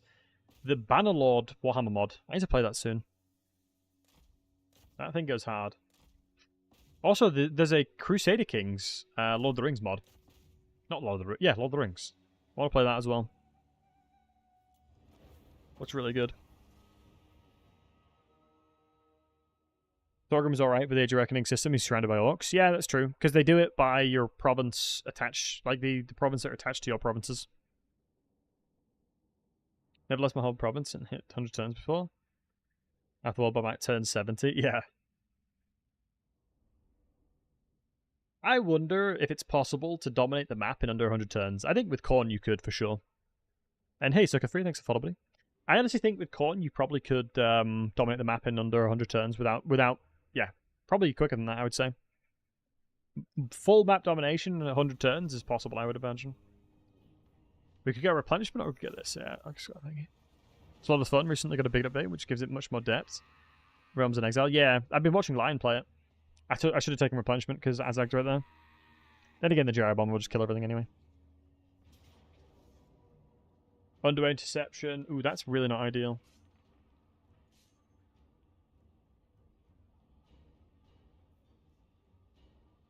I don't think I can beat this army. I'm going to say no to that and leg it.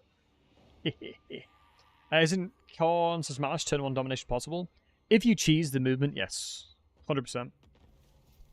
Bloody hell, Kazakhrak is a money printer. Ooh, I can attack you. Encampment stance, though, makes me big sad.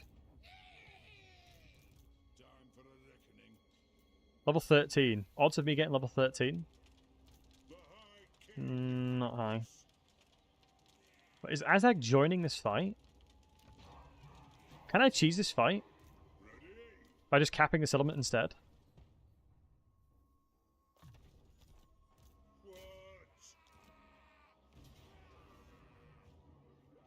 What minute 46? Yeah, the garrison's tiny. Surely by capping this element we just win?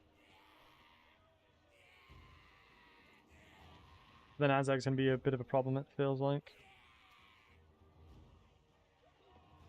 This is going to be spicy, boys. This is going to be spicy. Hey, Cookie. Oh, I should take that redeem off. Sorry, dude. But yeah, I know this is one of the reasons why I have so much respect for Legend. Legend did the turn 1 Malice domination. I do not have the patience for that. I've done campaigns that's taken me over 100 hours. I've done crazy campaigns. That dude has endless patience to do cool things like that. If you use a steel hero exploit by borrowing an army from the AI, which law of magic would be best for the damage? Life. 100%. 100% life magic would be insane. Either life, Nurgle, or... yeah, life or Nurgle magic would be insane. Healing alongside dwarves up until the point you get tanked and stuff like that is so good. Ooh, interesting. This is going to be really difficult to uproot them, I feel like. I think from a pathing perspective, I'm assuming this side's better. Metal magic for the passive. Yeah, I didn't consider metal magic. So, it would go from life magic until you get tanked. And then metal magic probably would be way better. Because you stack things all like with final transmutation really nice there, but... Right, I'm going to be really careful here.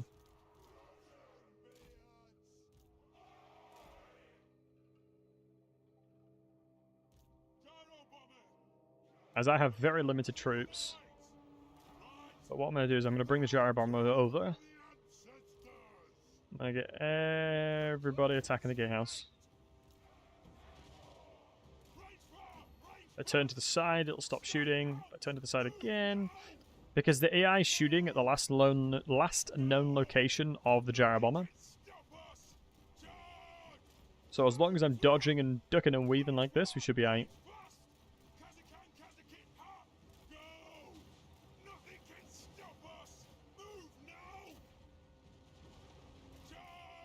Good. Let's move towards these guys as well. Go figure, it takes a long time for dwarves to move over. Actually, quite smart deployment by the AI here. So I've got to respect that a little bit. So a minute and a minute. So I'm expecting me to be hopefully inside the settlement by the time they are. Did like that. In fairness, I mean, this sounds really weird. In the no-loss challenge for Reichland, I purposely lost it. Because I wanted to shave my head. And I was struggling with losing my hair for a very long time.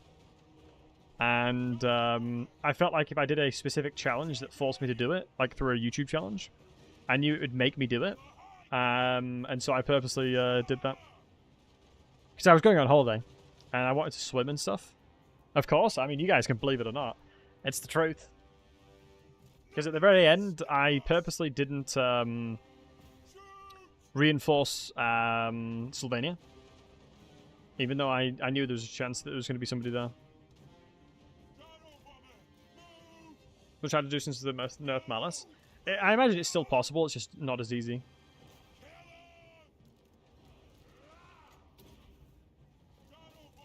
Let's kill the trolls. Nice, we're through. I actually think the miners there made a massive difference. Right, so now I've just got to try and get ourselves in as soon as possible. Because if I can basically just hold this area, we're going to be fine. I think going up this way and then around is probably the smartest thing to do. Because they didn't build a proper barricade here. Which is big.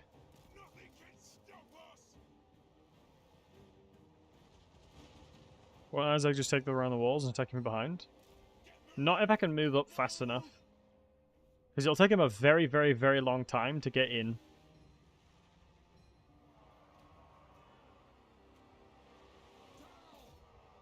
And that's what I'm banking off of. That is what I'm banking on. Do you know what? I can probably go shoot Azag. Although he'll spirit leech me a little bit.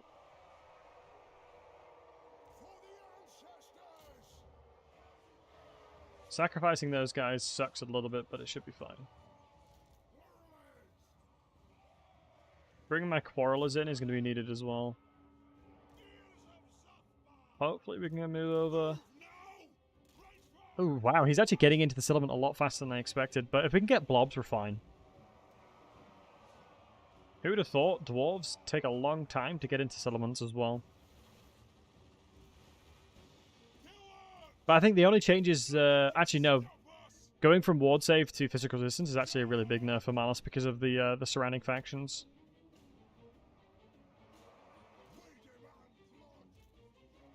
A lot of the factions around him, excuse me, are demonic. So he'll basically take true damage from them now. Ooh, Spirit Leech is doing a lot more damage than you'd expect. I mean, we may be Spirit Leech to death here. There is a chance we get Spirit Leech to death. We'll see. I'll seppuku some miners, I don't mind that. We're dealing with a beginning army, that's fine. I've got to be really careful actually because of the ranged on the towers.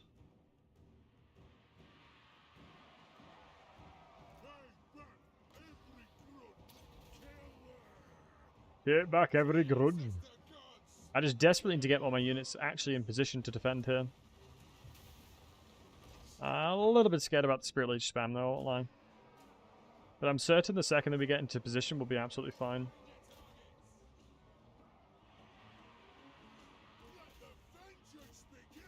Those mines will be fine. Rune of Spike plus trolls equal good. I'm assuming they're gonna be routed now. Yep. Let's go some shots here. We should be able to isolate them really, really quickly. This is sort of like our domain here. And we should be actually doing elevated damage here. So elevation should increase the damage we do. And the tower should have a really difficult line of fire arc on us. And these Giga Chad Dowie, as always, legit just completely tanking all of them. Because of 50 mil defense, you already know, son. Yeah, the Spirit Leech spam is making me a bit nervous, though. So I think I'm going to move away. I'm going to have to avoid any kinds of damage like that if we can. These guys have armor piercing, so I'm a little bit worried.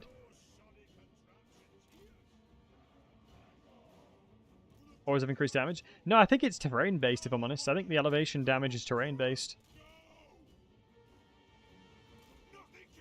Oh, this is really bad, actually, at the moment. We might take a lot of damage trying to rotate through here.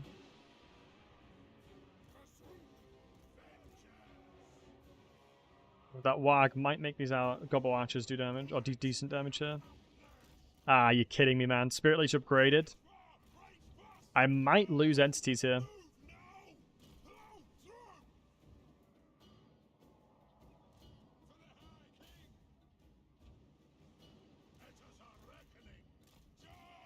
Thankfully we didn't. Yeah, they built barricades here. I actually don't hate the idea of this.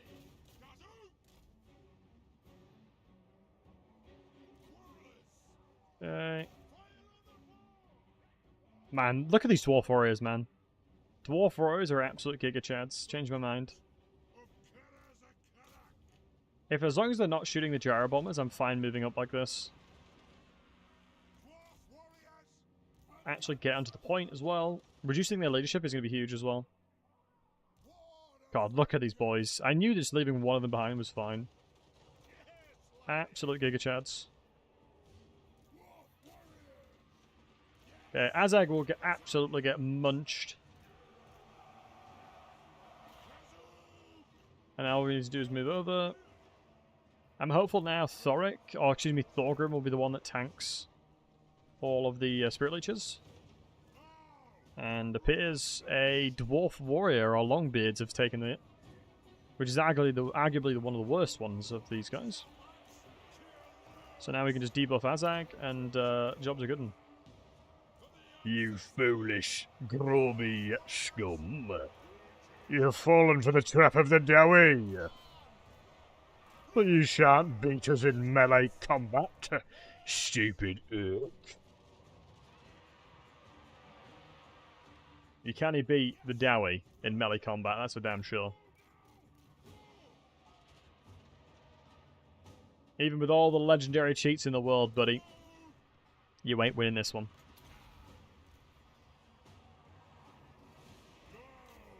Go on, get in there, my son. This is what it's all about, boys. Get the hammers out for the lads. Oh, yo, Azag, chill. Knock him about like that. Uncool. Let's get the quarrelers over. Just waiting for the rest of their troops to come into the battle. We'll do a quick gyro bomb action here. That as well. Little cheeky little breaky. Little cheeky breakies. I mean, we're rotting them down with Rune of Spite, which is huge. Waiting for that one. That was a flash bomb, since we can rotate that one. Gyro bombers, I gotta be so careful with them because we're gonna lose entities soon. I gotta wait until we're on top. I don't know if I'm on top yet. Just not worth the risk of friendly fire, unfortunately.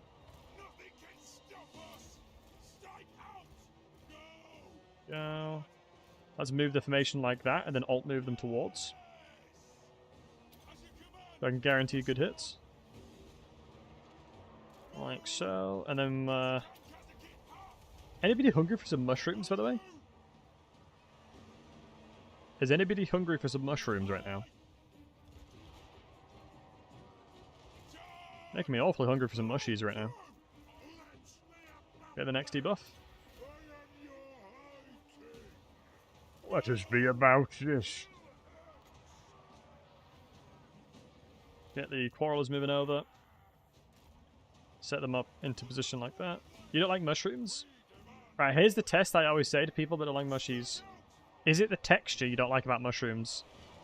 As it's never about the taste with mushrooms, it's always the texture. Is that correct? Both? Really? Usually the taste isn't the problem, it's the texture. How the hell are these guys invisible?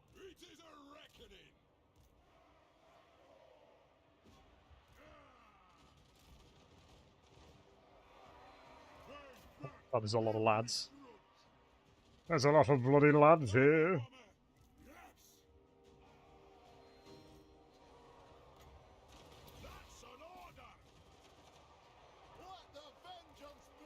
So good job, we're alright. A rune of spite, my fellow Dowie brethren. The tower over here, I think we should be okay if we move over here. And then get you guys over this side. Beautiful. Slash that down there. Now slam it on here. Not looking too good. Oh, this is winnable. This is easy win. This right here is an easy win. Trust me. I promise you this is the easiest win of my life. I'm not even sweating at all. You gotta remember, Thorgrim specifically has the bonuses towards his health and resistances. And we have about a bazillion ammunition we can run through. This is the easiest blob fight of my career. As we're about to do another bombing run in a second. Hey, I hope I'm doing well. How are you, buddy? Good to see OPG as always. Right here, cheeky little bombing run. Job's a good one.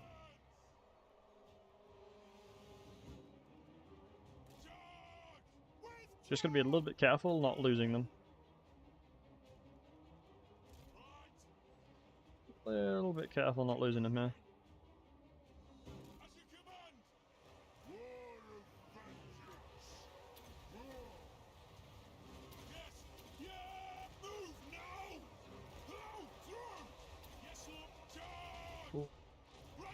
Mistakes made. As long as you buggers survive, it doesn't matter. Okay, we've given him ammunition. This is the max range, so we should be okay now. It's good. You guys fire into the trolls. Did he already die? Yeah, Azag's dead. Azag, the little miscreant, is dead.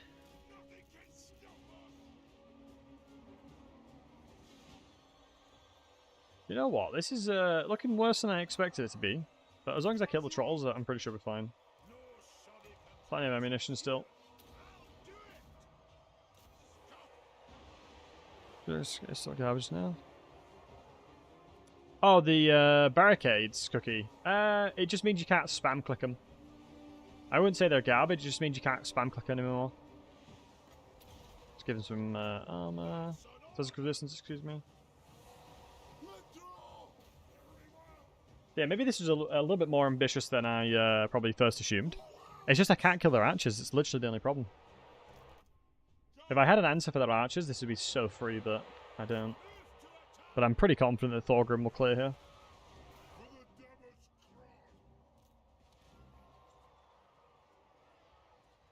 I mean, maybe not. I expected a lot better from this. I mean, with the bombing runs was fine. Nah, I feel like Thorgrim's more than strong enough in this situation to clear this. I think my inventory probably will rout, but that's fine. Shame I don't have Thorgrim's healing. I have no healing for him. It's a shame.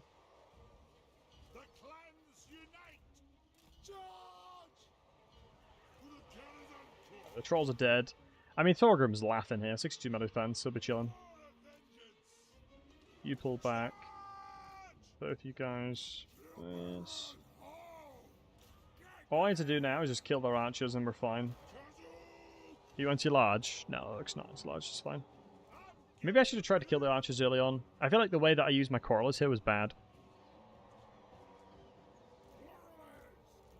Yeah, if I was gonna take a retrospective from this fight, I would say that my quarreler usage was poor. These guys have more entities, so I'm gonna give them more ammunition. Shoot, they're ignoring the fact that I have other troops, which makes sense. But alas, we have set them up in a quarreler, or the perfect quarreler box, for us not to worry too much. Hammers have rallied, but I'm not too sure if I want to use them in melee just yet. Probably not going to have a choice. Now this is a bloody battle. This right here is a dwarven battle, my friends. When you describe the Dowie, you think of this. That's for damn sure. Thorgrim being a Giga Chad just tanking this entire time is big. Get in there, boys. Let us be about this, Dowie brethren. Let us be about this. I don't think there's any of their... I don't think they have any threats that's actually going to kill me, though. Like, I'm pretty sure all my units are fine. Like, Thorgrim clears this. We're going to smoke the general... We're going to smoke the shaman in a second.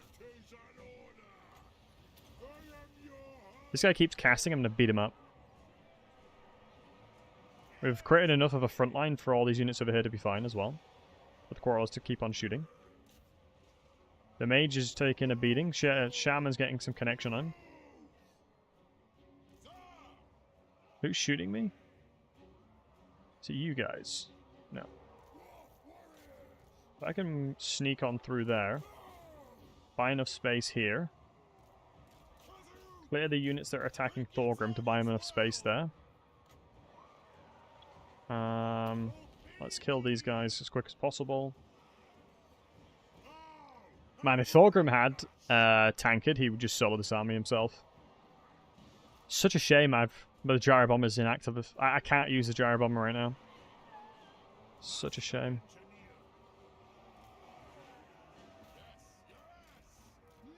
Ooh, I need to support the troll. I need to kill those trolls. The only thing that's annoying out of their army right now is the trolls, 100%. I can reposition here. Let's alt move them. Move them in that direction. I think we should be fine. Thorgrim really struggling to kill the Charman here is really bad for me though. And I can't move these guys down. I suspect it should be okay as long as we just shoot these orc boys. See, the Shaman's baiting me a little bit.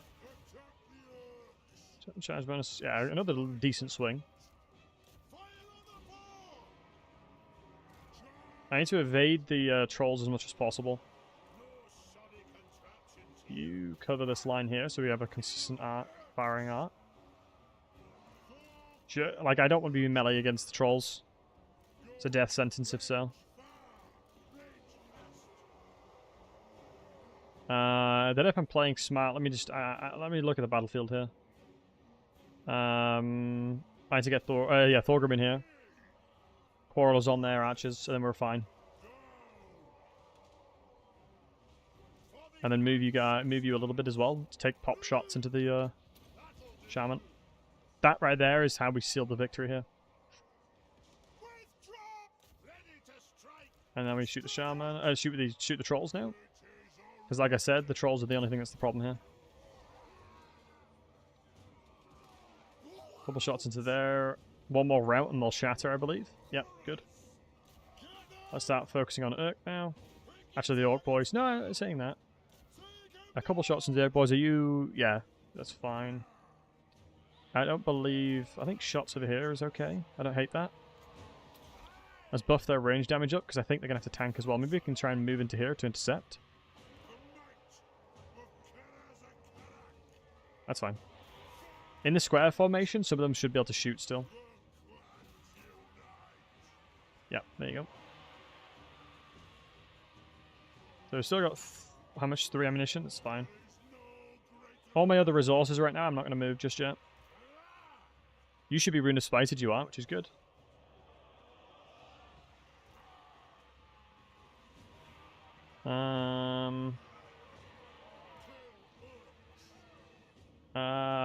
This should be okay still. I think we shoot archers now because entities will start dying because the rune of spite will shatter everything around here. And the only unit that's going to take significant amounts of damage per volley is the archers here. And a mass route's going to happen soon, I believe. All these guys will rout each other because when one enemy is routing, the others suffer because of it. As you see, a unit just routed away. Friends routing -6, and that stacks.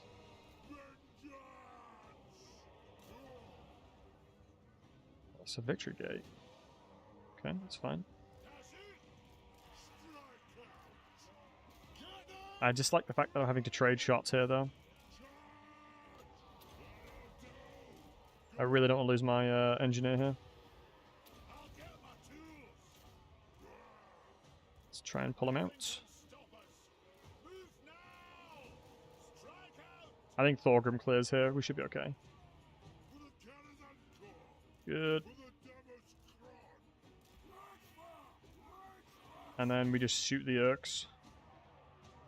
Some matches over there, but I don't think they're going to stop us from capping. Thorgrim will be fine doing that.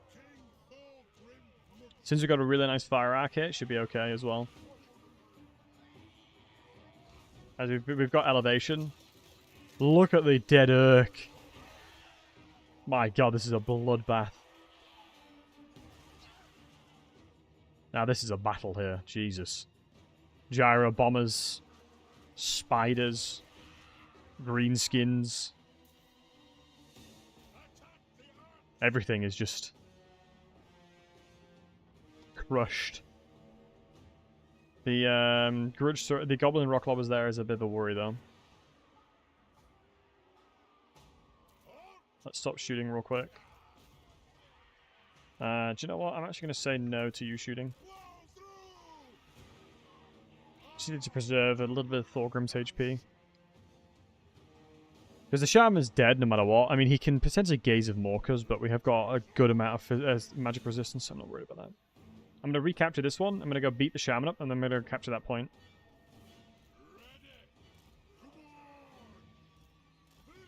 Because these guys aren't going to move. Is that the barricade of this one? I think that's the one, that one, isn't it? Yeah, that's that one. So I don't need to worry about that. I think Engineer should pop shots onto this guy over here. Because I believe these are basically guaranteed hits. Oh my goodness. Forest Spiders out of nowhere. Let's go contest them to stop them from shooting. Smoke bomb them. Hopefully we can get in there. Basically what I'm trying to do here is evade taking damage as much as possible. Like, I don't care about the capture right now. I'm just... The main thing I'm worried about is these guys having decent damage.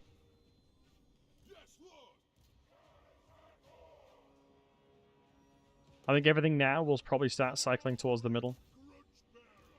My only concern now is that I have very limited range, or I have no range left. So I'm not sure how they're going to force me into that situation. I'm guessing the smartest thing to do is just to move up. Let's make sure I have my shields towards them. As long as I get flash bomb ready. Shoot, my shields weren't ready towards them. I think if we nerf his melee defense and just start smoking, like 0 melee defense right now. Funny enough, we don't actually have true damage right now. We do have the chance to miss him. Which makes no sense, but it's true. There's an 8% chance that I miss.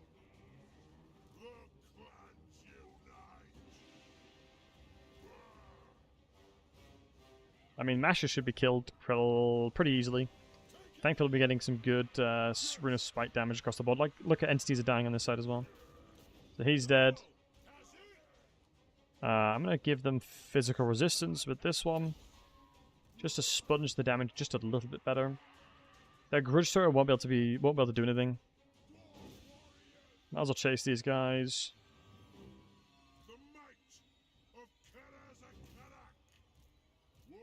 Good. Routed them off. Let's get it wrestled back into our control. And now I'm going to stay over here, as I don't believe the Grudgebearers will... I don't believe their catapults will shoot us on the point.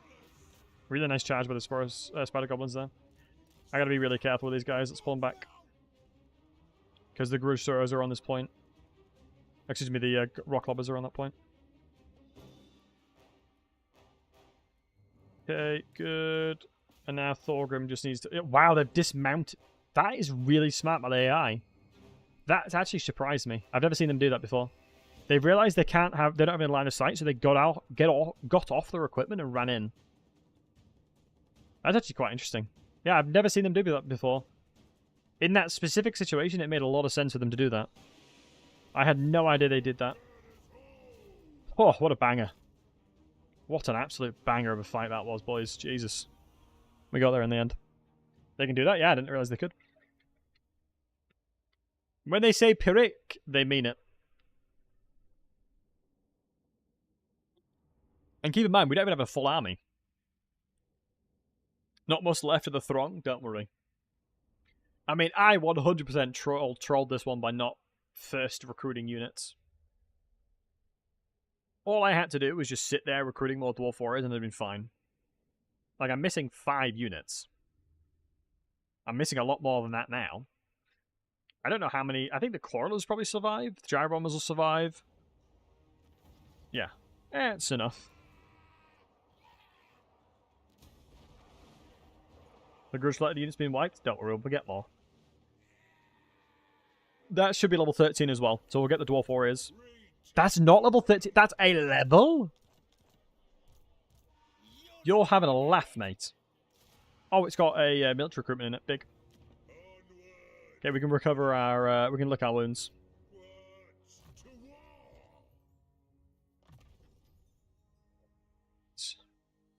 Passive ability High King goes so hard.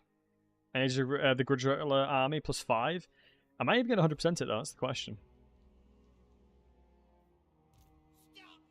So I don't know if I can win this. I mean, there is only one way to find out though, right guys? Wait, why can I now not attack it?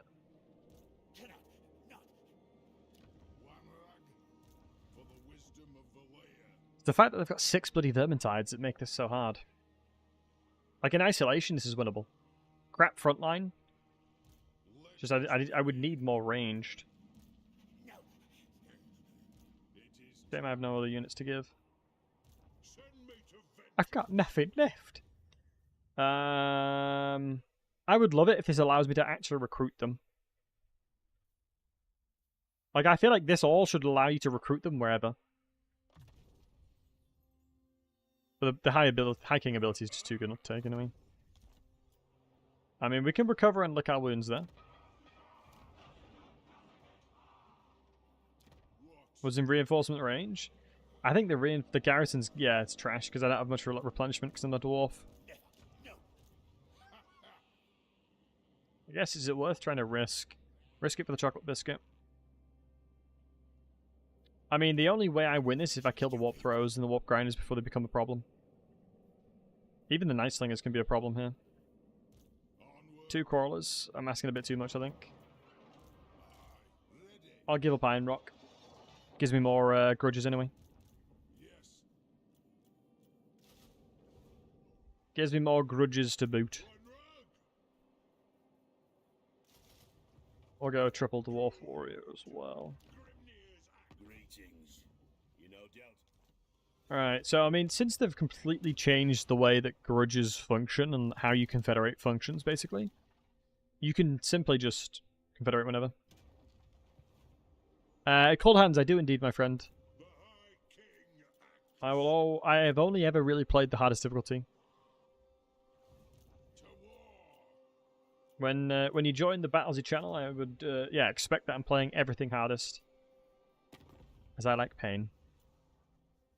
Kanakazul being live still is a surprise, because Queek is still not in the picture, because that's usually a turn 20 or a thing. Wait, Barak Va want to be confederated. Sure.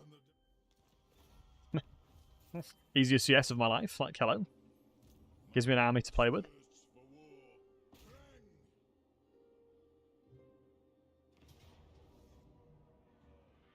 We'll replace a lot of the miners. I don't mind not resolving that one because I'm going to replace units anyway. So mods, no mods, matey. No mods today. Ooh, Varenka Hills is tier 2. And Barakvar... It's not the best building, that one. So Varenka Hills is probably where we'll keep recruitment. Saying that, we should probably have recruitment in the main building. Getting Thane recruitment. So let me think about let me think about my thought process here, because I'm going to want Thurs because of the growth and the like. It just covers everything. This one's the most susceptible building to be attacked, so you wouldn't want it. You wouldn't want your military building there. I can now build Dwarf Warriors, which is a massive dub, and you can see now. See that, guys? Do you see that? See that? Miners can be recruited at global turn 1 now because I have enough buildings. I have enough settlements for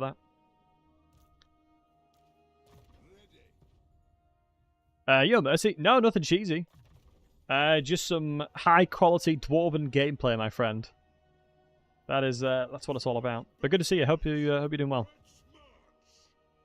I'm just basically fighting and winning battles I shouldn't win. Honestly, it's not a good reproducible thing. But I'm showing the stratagems and things of how to try and achieve that. Playing really aggressive and winning? Absolutely. I mean, since we're playing the dwarves, we're already winning. Am I right, guys? I actually could attack this one. I should be able to go for the attack here. Might be able to make them move back. I think getting rid of the miners is probably the play as well.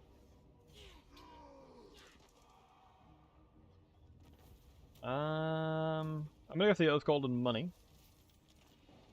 This one we've established we're gonna reduce. We're gonna lose loads of. We're gonna lose that. Axe Lord again, and then what I'm thinking about doing is throwing in. I hate Dwarf Warrior Blast. The Blasting Charges are good against. No, I just don't like miners as a unit. I'm gonna have to thin out the herd a little bit. Great Weapon Dwarf Warriors are trash. Normally what I do is I level up all the lords into their own personal yellow tree to make them auto-resolve bots, but I'm feeling lucky. Allied Warriors and miners is impressive. Yeah, I mean, Dwarf Warriors and miners is all you need, lad. I mean, like, this is the remembrance of Thorgrim's army. I took on all of bloody Azag's armies in one go with only 15 units. And I sieged it. It was not a smart idea, but we managed to win. Honestly, like, Gyro Bomber is like rank 8 probably tells the story perfectly. It being rank 8 tells the story. Just trying to think how else we want to do this one. Because we could go to tier 2 with Varenka Hills for Quarrelers, and it would be a really nice way to recruit. I sacrificed Ungrim Trader? No, I didn't. Ungrim's right here, lad. He's fine. Me and Ungrim are besties. I was his best man at his wedding. Had speeches and all. Just trying to think about how I want my army to look. All these can do one. The Thunderers go hard, and the Grudgebearers go hard as well. Like, this army's not that bad, actually. Oh, I'd climb the army. Oh, yeah, no, that's true. I did do that. Yeah, no, that is valid. I did kill it. I mean, it wasn't even Ungrim. It was his secondary army. Like I said, oh, mate, yeah, Messi, I'm super, super excited about it. I saw you were playing the first one, right? I know you were having fun with the first one. Yeah, I honestly, Jankov, is it bad that I've completely forgot I did that? Yeah, just a bit of a murderous haze, you know? Since they're in the zone of control of the settlement, I don't believe they can attack me either, which is good for me. Since and I'm going to put all these units inside there as well. Alright, go to you. Saying that, I don't think it's that increasing. It's actually quite a lot. 627 is a lot. The secondary army is actually solid. That as in isolation is good enough to take on the stone tower. I think that should be okay. We can go tier 3, which is big. Which is what I love to see. How's Mount Gunbad doing? Getting there. We'll start making money soon, which is what we want. Because we can go tier 2 into gold building, tier 3 into Oathgold Brightstone Mine, and we're just chilling. The Dwarves very quickly get a very good economy. They really do. Thorgrim put us on his back there, though, I won't lie. Right, we need a tankard somewhere, so probably Kazakarak will build the tankard when we hit level 3. We've unlocked more trading. The El Clasico of declaring war on folks from a mile away we'll do again. Might as well. Wait. I clearly declared war on somebody that I shouldn't have done. I think it was, yeah, I think it was you.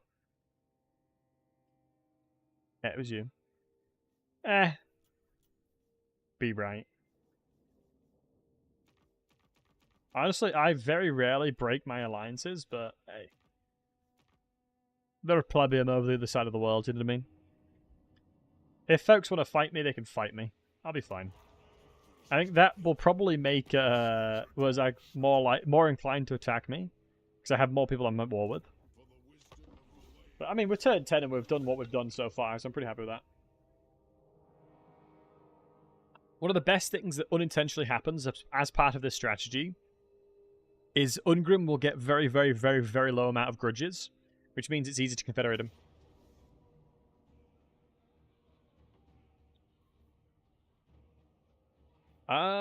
Interception will kill them. Yep, it's fine. So Ungrim will get basically no grudges, because we've just killed everything for him. And into interception, this is just too good not to take. I think with the Grudgebearer, there's nothing that really can kill the one Gyro Bomber, and Thorgrim will kill Clubber by himself with the engineers' help. Because with the replenishment of ammunition, it should help a lot. Alright, so as long as I don't troll this one, because I'm obviously exceptionally weak, so I've got to be careful. So, obviously, I think inventory-wise, we should be completely fine. Let me just get the Gyro Bomb on 1 so I can control them to the best of my ability. Minimum range of engagement, El Clasico stuff. And then we're going to move all the way around. Do-do-do-do. And then move towards them. And then there's nothing they can do now. Imagine being an orc, not knowing what to do in this situation. It'd be brutal. All I gotta do is take out these rascals. And everything else is mine. Ain't no big thinking gonna help you here, boys. Bloody hell, it does very limited damage to orcs who have such high HP. All we're gonna do now is just turn around. Get close enough to the rock lobbers, because their minimum range of engagement is about here. No, it's here, wow. So I can go all the way up to here and be fine. Like, I can move all the way there. We've got 33 ammunition. The archers will struggle because of the distance we're at. So I think they won't be able to shoot because of the way the AI functions. If you get close enough, I know. Let me move a little bit closer and it's fine. Because depending on how close you are, skirmish mode is activated, so we can just move a little bit. Oh, I can see them volleying. Let's move towards them. Yeah, when I'm seeing a volley like that, I ain't going to let them shoot me. And then all we got to do now is just kill the rest of these buggers. And then we just kill the goblin rock hoppers. And the inventory, all we'll do is just send Thorgrim up, excuse me. He'll handle that nicely. Oops, I'm trolling a little bit as I'm letting myself be shot. That should be fine. It's a shame I'm not able to shoot the general with this, or the trolls with this one, but you've got to be careful. I actually don't hate the idea of cycle charging, I'm not even going to lie. I might even toy with the idea of cycle charging them. Honestly, with them changing the minimum range, like the fact that gyrocopters and bombers don't need to be like a certain distance to shoot is so insane. I'm not gonna lie, these guys are tanky AF. I just did not expect them to tank this long. Let me move around them. I don't know where the Goblin Lord Clobbers is going. Clearly had a bit of bugmans or something. Which raises the question, can orcs even get drunk? Right, I think we've done enough damage over that side. I'm happy enough that we've distracted them long enough.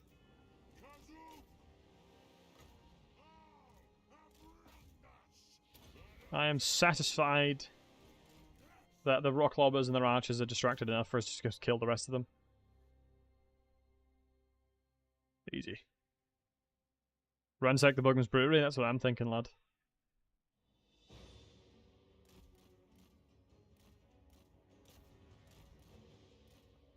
What's this? Let me run towards the trolls again. Because the trolls are what's doing the damage, I imagine. Okay, let's pull back a second and pull the engineer up. Let's give ammunition back. Because these guys will take ages. You can see you can see where their engagement is about here. So all I gotta do... All I got to do is a big thinking here, Bush. And just shoot the general. We'll move everybody else back. There's no need for them to be closer. Interesting enough, that's pretty much their max range. Engineer can keep shooting and we'll just bait the general out a little bit. I won't shoot max range, we'll shoot now. As would be horrifically inaccurate. This doesn't slow, does it? No, but this will. Suppression will. This will slow enough, unless he gets his charge animation. Then I have to react properly. But a combination of the two should mean... Yeah, he's a snail. Confirmed snail. Because honestly, he could do actually a lot of damage to Thorgrim here. Excuse me, Thorgrim. My only concern is that he'll turn around and just kill the engineer.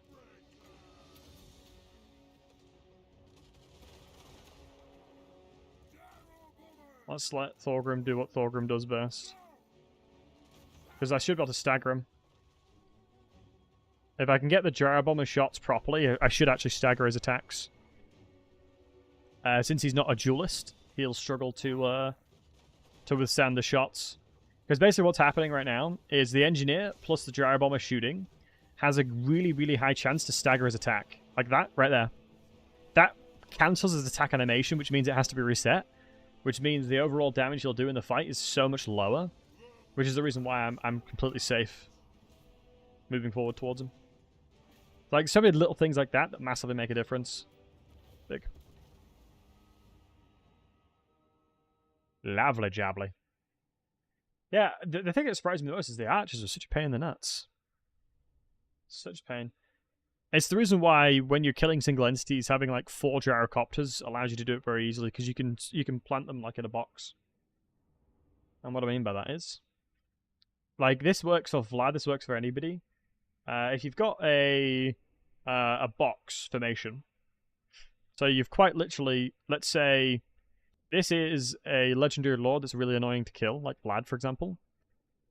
This is Vlad right here, guys. This is some art right now. We'll give him some fangs and everything. I will suck your blood. Give him an angry face, because he's always kind of angry. Let's give him a nose as well. So this is Vlad. All you want to do is you get a gyrocopter here. How do you even draw a gyrocopter? Looks like a floating submarine, but isn't that quite literally what a gyrocopter is? So you get 1 gyrocopter here. 1 gyrocopter down here. How'd you tilt them? Good enough. Kind of looks like islands now in isolation. And then you just do this. You just shoot them all, like you shoot them all in the line like that. And then you just keep pew-pewing. And it'll permanently stagger them. Oh, Potion of Healing's huge. That's a really nice item to get. Looks like a potato. Alright, let's not troll, shall we? Nice Potion of Healing, so I can do that. That was like some premium item. Premium drawing there. Some of the best drawing you've seen. So what was that in the chat? Battlesey, you're the greatest artist I've ever seen in my life. Thank you, I appreciate that. It's very kind of you. Very kind of you to say, dude. Thank you. Fake chat? No. Let's be honest. Not a fake chatter.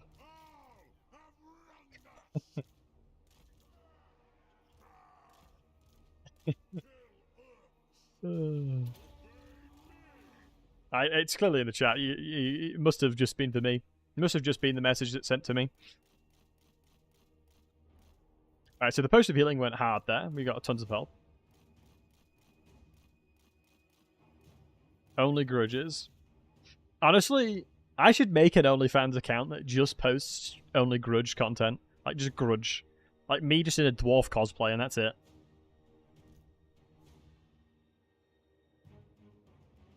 That would go hard.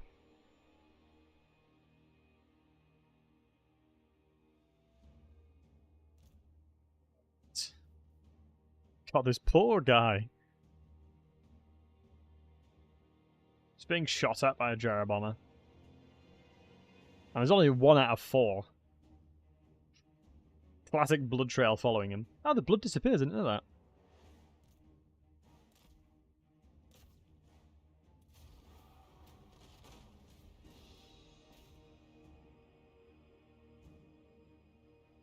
Yeah. Oh, 10. Honestly, I think gyrocopters and bombers are just unbelievably broken. They're so goddamn good. What the hell happened to my army? 4 armies is what happened, Armin. In fairness, my army didn't have full... I didn't have full... I didn't have 50... I didn't have 20 units, I only had 15. So with 15 units, I killed Skarsnik, all of Skarsnik.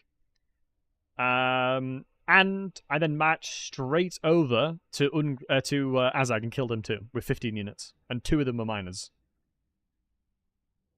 Like, when I say the dwarves are awesome, I mean it. When I say the dwarves are absolute units, I mean it. I think they're one of the strongest campaign factions in the game. For sure. Look, they have nerfed the grudge baiting you used to be able to do so much.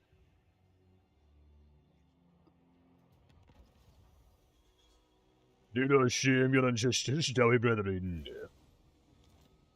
You have grudged for the last time, manling.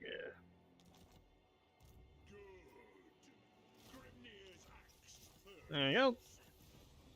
Yeah, it is wild how much they've nerfed the grudge bait strat. Let's go towards this bad boy. If I go here, can I then attack? I don't think so. What's in here?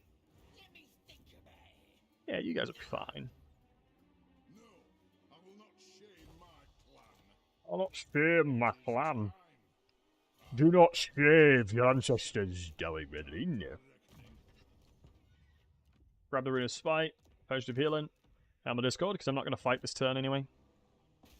And go avenge my brethren.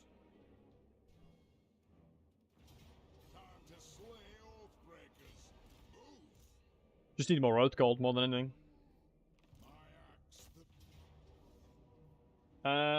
This is a simple classico of... I'm just probably going to run at them with the blasting charges and see what happens. Same with the generals, honestly. My generals can just run at them. Time of campaign was pretty smooth sailing after Kolek. Grimgro's is free XP farm. How many armies he fields early? Yeah. I wonder, who do you guys think is the strongest AI greenskin? I think Skarsnik usually. Like, I very, very rarely see other greenskins do well.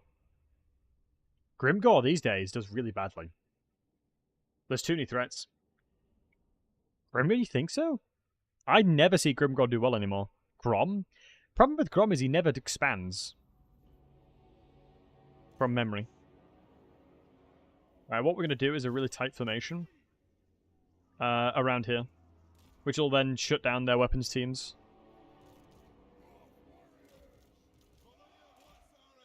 The secondary general will help a lot. So, simply put, this right here is going to force the weapons teams to get super close to me. Which, as I'm sure you can imagine, is exactly what I want. You can hold that way, you can hold that way. What would stop Thorgrim Redbeard from walking in their army and killing them all? Honestly, nothing, right? Probably nothing.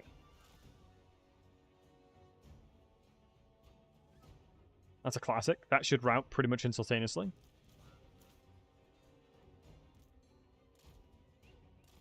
One of the worst things about summons like that is... Ooh, that means I need to pay close attention to the quarrelers. I'll stop them shooting. I'm actually going to put them inside of the inventory as well. Okay, some of my lord is fine. I can just keep running away from it. Just got to be smart with my potion of healing. There's another 4, I believe. So I can kind of ignore the Skaven slaves. It's just the warp fire throwers that's the most scary. The warp grinders are annoying. It's just they're not going to do anywhere near as much as the warp grinders. Excuse me, the warp stone throwers. I mean, we're getting out a lot of the summons early, which is good. And with the way the AI plays this one, I assume they're just going to leave the warp throwers alone, and they are. This alone is just is printing value off. Right, so let me be smart about this one. Yeah, I can see them over there. Let's get the blasting charges going. Keep chasing you. Quarrelers need to be repositioned now.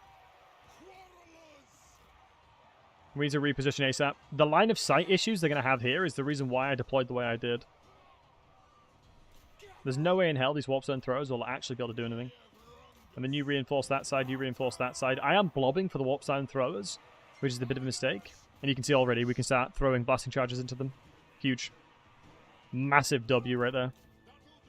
Absolute massive W. Yeah, that's exactly how you play it. Just taking advantage of line of sight here is just such an important strategy. Like, there's nothing they can do. Like, all their strength has been negated by line of sight. And the terrain. That's, like, quite literally it. I think now I actually can move forward. I'd rather be blobbed in here. I actually have more than enough resources to deal with them the second they get close. And that was a really bad cast by the AI right there. It didn't hit all of my inventory, which is huge. Let me pull back real quick. It does ground them, if I'm not mistaken, so I should be able to actually get a cast off onto them with the blasting charges. Equally, let's get another cast over there. So that's the warp. That's those boys dealt with. Let's move over this side again. Let's now reprioritize because we know that these guys are moving over. The Skaven Slave Singers I'm not too bothered about because we've got so much armor. It might be a good idea to get my Lord over there, but I'm fine with it for now. Let's get another shot over there, I'm happy with that. Waterstone Throwers are being dealt with. The cooldown on this bad boy is really long, if I'm not mistaken. Yeah, really long. A really nice cast by the AI there, actually. Let's go guard mode, because I'm going to need to, otherwise I'm going to be in trouble. We just need you shooting the Waterstone Throwers now. And hopefully... I mean, the general... Yeah, I don't want to be in that fight. And again, I probably can kick his butt, because he's a scummy ratty. We do relatively well against rats. Shoot the Night Runners. Do we have any... Oh, shoot. Gotta pay close attention to that, lads. Warpstone Thrower's got a good angle on us. I've really got to be keeping on top of that one. Yep, that's my bad. I got to keep on top of that. That should not have gotten through. That was 2 volleys. I mean, yeah, 14 kills. I'm fine with that. It's not terrible. I think I need to be headstrong with what direction I'm looking. Let's just take out the Warpstone Throwers on that side. Do you know what? Let's take the Warp Grinders out. Can we move out of that one? I'm a little bit concerned about the right flank here now, because the value these guys are going to have, yeah, 11k damage is insane. Turns out they weren't the problem all along. Let's get you over. Wait, have you just been staggered and not attacking him? Yeah, I'm concerned that he wasn't attacking him for a sec there. Let's get you inside of that. You keep chasing, and let's just make sure we're finishing off the Warp Grinders here. Oh my god, his guard mode is stopping him from chasing. Let's stop that. How do the older Dwarf campaigns feel? After I'm like, ah, perfectly fine. I think because of the Dwarf changes that we got as well on top of Malachi. Yeah, all Dwarves feel great to play right now. Is there a cooldown on it? No, there's not a maximum amount of it. Yeah, so I'm going to need to make sure they're dead. My god, I'm getting, like, Thorgrim is kind of losing low-key. Let's ignore that fight then. Pull you back. I'm just concerned that we've not killed the Warp Grinders just yet. And another cast is on its way. So let's pull out a few of my guys here. Focus on the left side. Ah yeah, the Weeping Blade is what will have really done us in there. I just need the Mortis Engine proccing now. Yeah, the Warp Grinders have routed finally, good. And let's now shut down their range units here. We should have the capacity to run towards them. Mass rout over here, just because of the fact that so many of them are routing. Love to see that. And the good thing about the Skaven Generals when you're fighting them is your units do so well in melee. Like, Skaven Generals, I think all of the Skaven Generals really, really struggle to killing infantry. Sort of one of their kryptonites is infantry killing. They are not known for their ability to kill infantry. Sending Dwarf Warriors over there, they should be absolutely fine. We have kind of consumed a lot of the pressure here, but it was sort of one of those things where I had to kind of like make a decision what I want to be shot. Hey Zundud, how's the grudging? The grudging is good, my friend.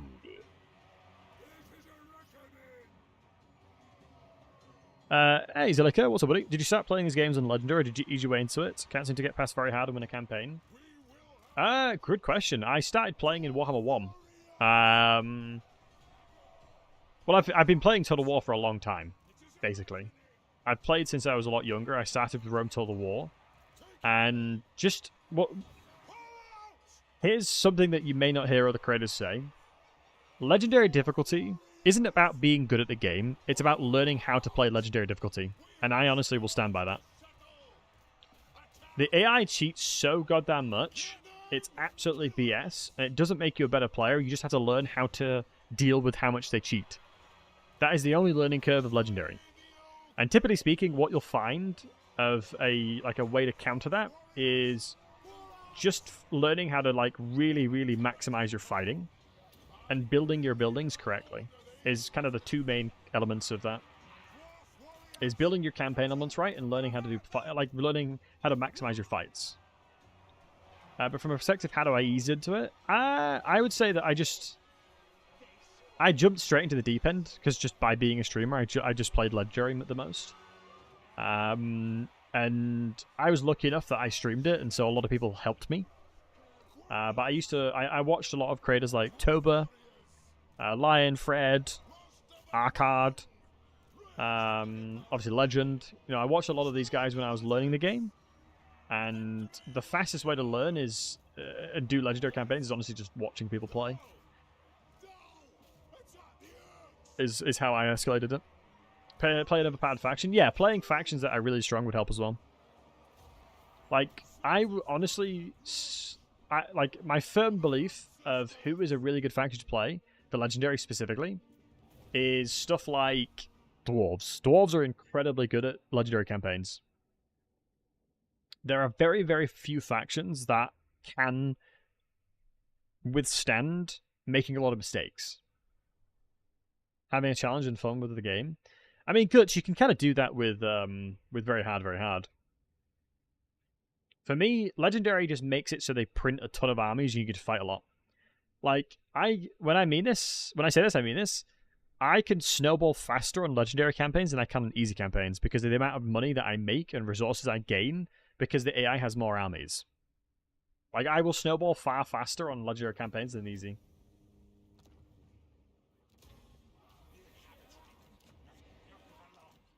Just because of the way the game works.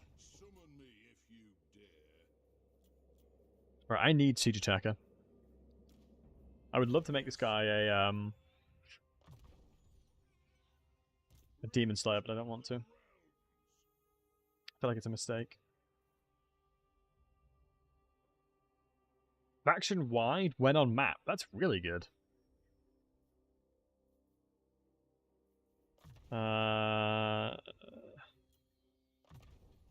Research rate is also good. I need to go into Shield Wall.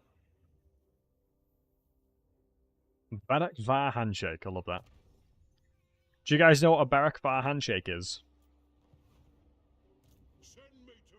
10 points for Gryffindor if you know what a Barak Var Handshake is.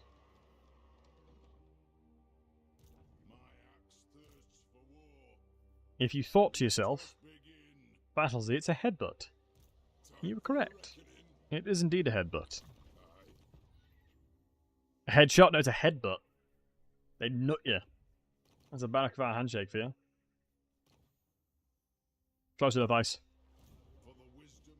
Dwarf cosplay. I said it at the beginning of the stream. I'm a couple weeks away. Firm handshake with a kiss of the tongue. That does not speak Dowie to me. That speaks more Sonesh. Do we have to? Do we both have to send you to the to the encampments to be reconvene? No, send you to the Slayer Oath. That's what we'll do. That's what we'll do. Send you to the Slayer Oath. Turn from Vermintide 2 when you score a headshot, hence my answer. Ah, yeah. I also learnt from Vermintide 2, matey. Good old Barden. Dwarves are able to force Southern Ash. Dwarves are exceptionally resilient against corruption. And when I mean exceptionally resilient, they are unbelievably resilient. It's why Nurgle hates them. It's why Nurgle absolutely hates the dwarves.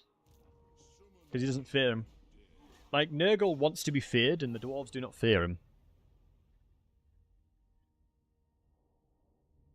Like, that's one of the biggest things about him. Because dwarves are exceptionally resilient to plagues and everything. You learn a Skybrand campaign to learn that? Yeah. Skybrand campaigns go hard. I like Skybrand a lot. Also, one thing I do want to say, I appreciate you guys hanging out.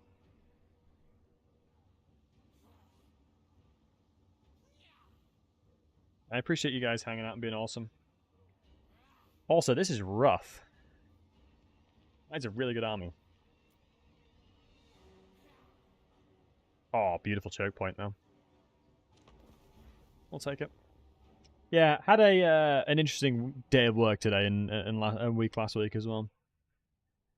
But being surrounded by a bunch of wholesome monks is an absolute pleasure, so appreciate y'all. What's the best combination of endgame scenarios? Depends what for. Do you mean for complexity or for easyability? John? Because I suppose that's kind of like preference. Because the endgame crisis can be utilized to win campaigns very quickly. For example, for Grimgore, if you set the Chaos Dwarf campaign, Ultimate Chaos Dwarf Crisis, and then set it to like 10% strength or whatever, you can finish the game in like, or finish the campaign in like 10 turns, 10, 15 turns.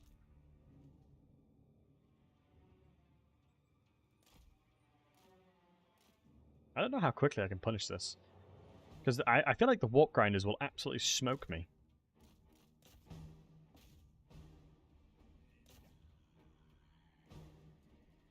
Now, this guy is not a good fighter. Ooh, that's not ideal. Wow, they're actually shooting him. Okay. Yeah, that was a brave summon, I must admit. Let's go, you're not the one that's good. Let's do 1-2. Like, as much as this pains me to say, Marek, if you die, it doesn't matter too much. I know it's harsh to say, but it's true. It's this lad with the healing potion and the rune of spite. That's what we're looking for. This is an El Clasico. The walls are so good. Do you use any mods? Not typically speaking, no. But I have been partial to play mods, for sure. I mean, honestly, at the very beginning of Warhammer 3, mods were a must. Like, you needed mods. Otherwise, the game was unplayable. Nowadays, I mean, the amount of quality of life that's in the game is pretty decent. Maybe it's just myself that shares that sentiment, but I definitely think they've improved. The quality of life that's gone into the game is so much better nowadays. Imric on Dragon or Horse? Dragon always. When you've got your item, you get so much HP from your dragon, it makes sense. Especially if you get regeneration.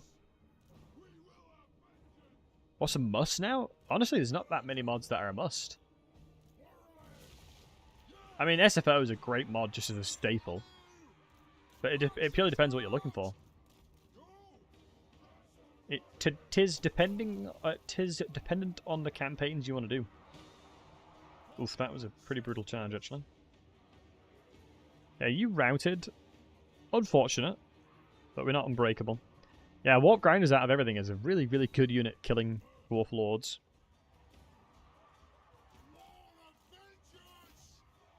I'm slightly concerned for our chances here.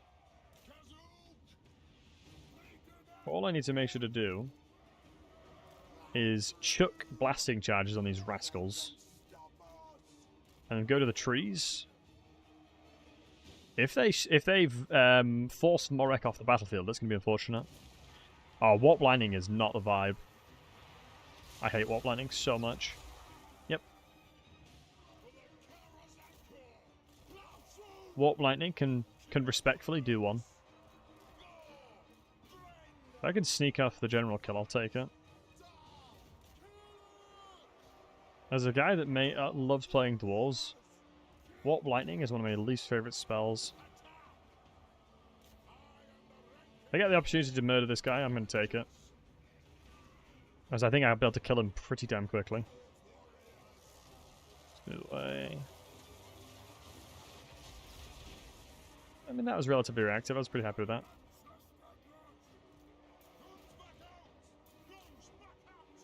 Shots in there. Pretty decent damage, actually. Very happy with that. I mean...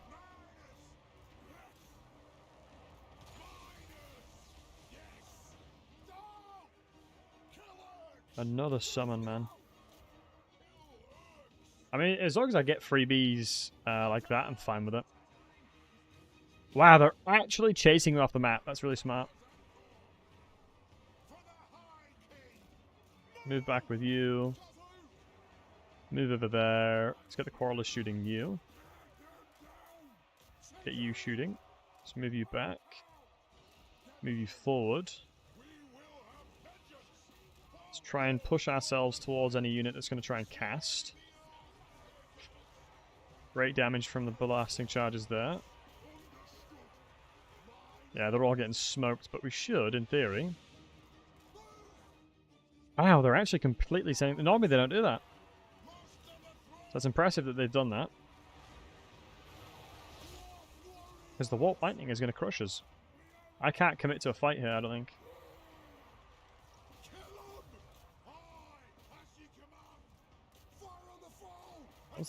Once I've lost all the charges, I'll be happy bunny. Nice, we're actually getting close to killing the general, it's huge. Yeah, very impressive that they've routed that general off. That's a really big L for me, unfortunately. That was an overcasted banger right there, you can tell.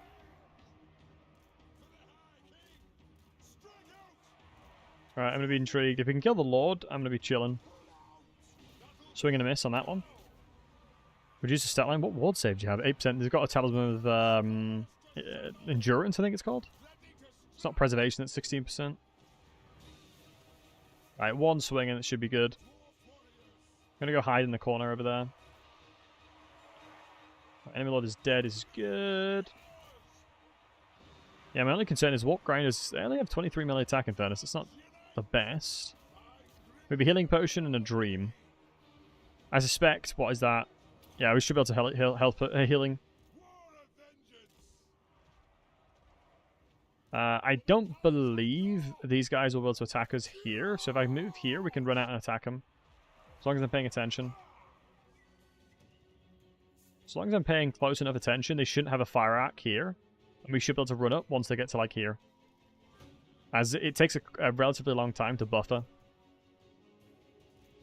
Interesting. They just shoot the routing units. That makes sense. Sort of a coward's way out, but that's okay. I have a feeling if I move around, they'll instantly turn around. Yeah, I can't do that.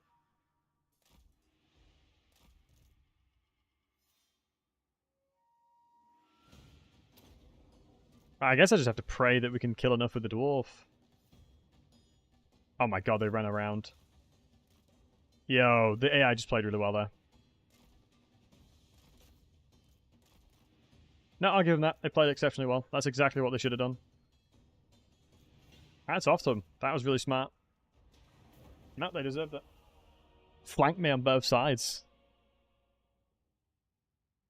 Alright, I mean, the good news is here, we get to save money. We get to save a lot of money. We can actually recruit a good army. But for me, the best combination of endgame scenarios is all of them, usually.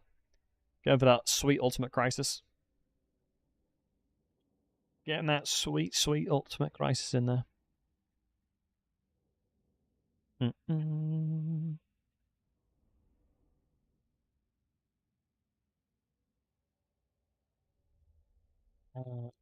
I think I if I prioritized more Oath Gold early on, I probably could have won that. But I'm trying to do a lot at once, right?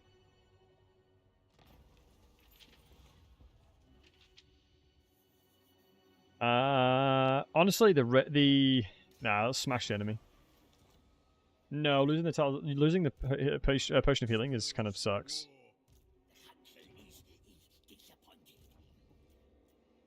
We do have RRRs though, in fairness, and we did heal from that. I'm inclined to believe that we can probably win that on the next attack. I believe if we go in the water, Buckthorn will give us a good see into, so we'll avoid that. Scabby Eye's been taken out. I suspect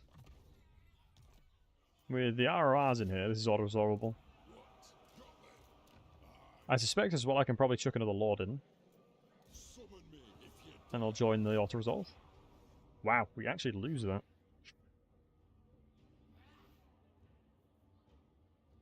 I mean, only 6 ammunition is really bad though.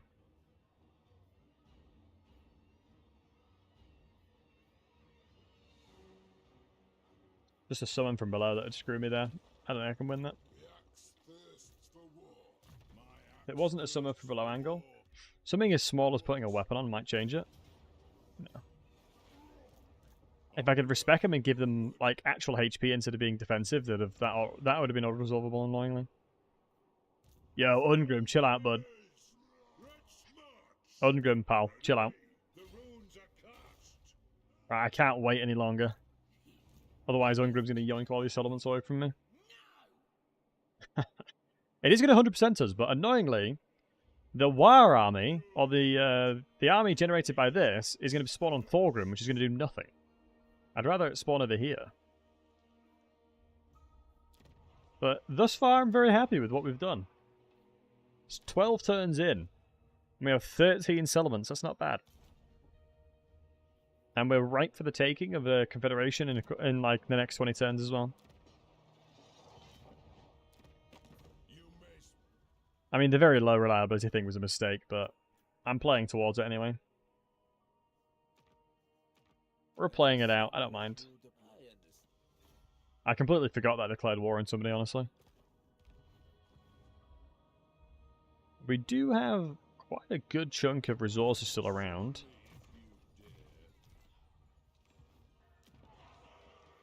Probably should replace that with Oath Gold building, but for now it's fine. It's helping us build the province out. And yeah, Throt is very strong in most campaign situations like that. Wait, why do we have -9?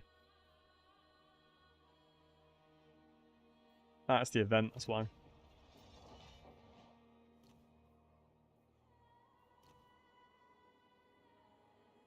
God, I love Demon Slayers. Demon Slayer.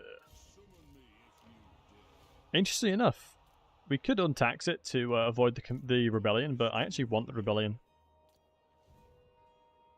Give me the rebellion. I don't believe Ungrim can attack us in one turn, but it means that he'll move here, we'll take this, we'll jump over there, and we'll take it next turn. Because I don't think he'll have the movement for that. Right. But boys, it was an absolute pleasure, my friends. Thank you so very much for hanging out. I apologize that I haven't been streaming as much as I usually do. But each and every one of you are beautiful, incredible, and breathtaking. Yeah, guys, appreciate you hanging out. You guys are awesome. We'll be back at it yet again, hopefully tomorrow. But I do need to work on a video that I'm cooking up at the moment. Very excited, like I said. Hopefully I'll be able to get it out in the next week. This weekend is the target. But, that being said, have a wonderful rest of your morning, evening, night, wherever you are in the world. Take care of yourselves. You guys are awesome. And, yeah, hopefully we'll be back again tomorrow. But, yeah, like I said, I'm going to be trying to focus on the videos in question. As, yeah, got some pretty cool ideas for videos. But I won't keep yapping on. I will we'll end it here. So yeah, guys, take care of yourselves. Much love. And, as always, take care. And as well, thanks for all the follows, the biddies, the subs, the subscriptions on the tubers, the likes on the stream. You guys are amazing. Bye for now.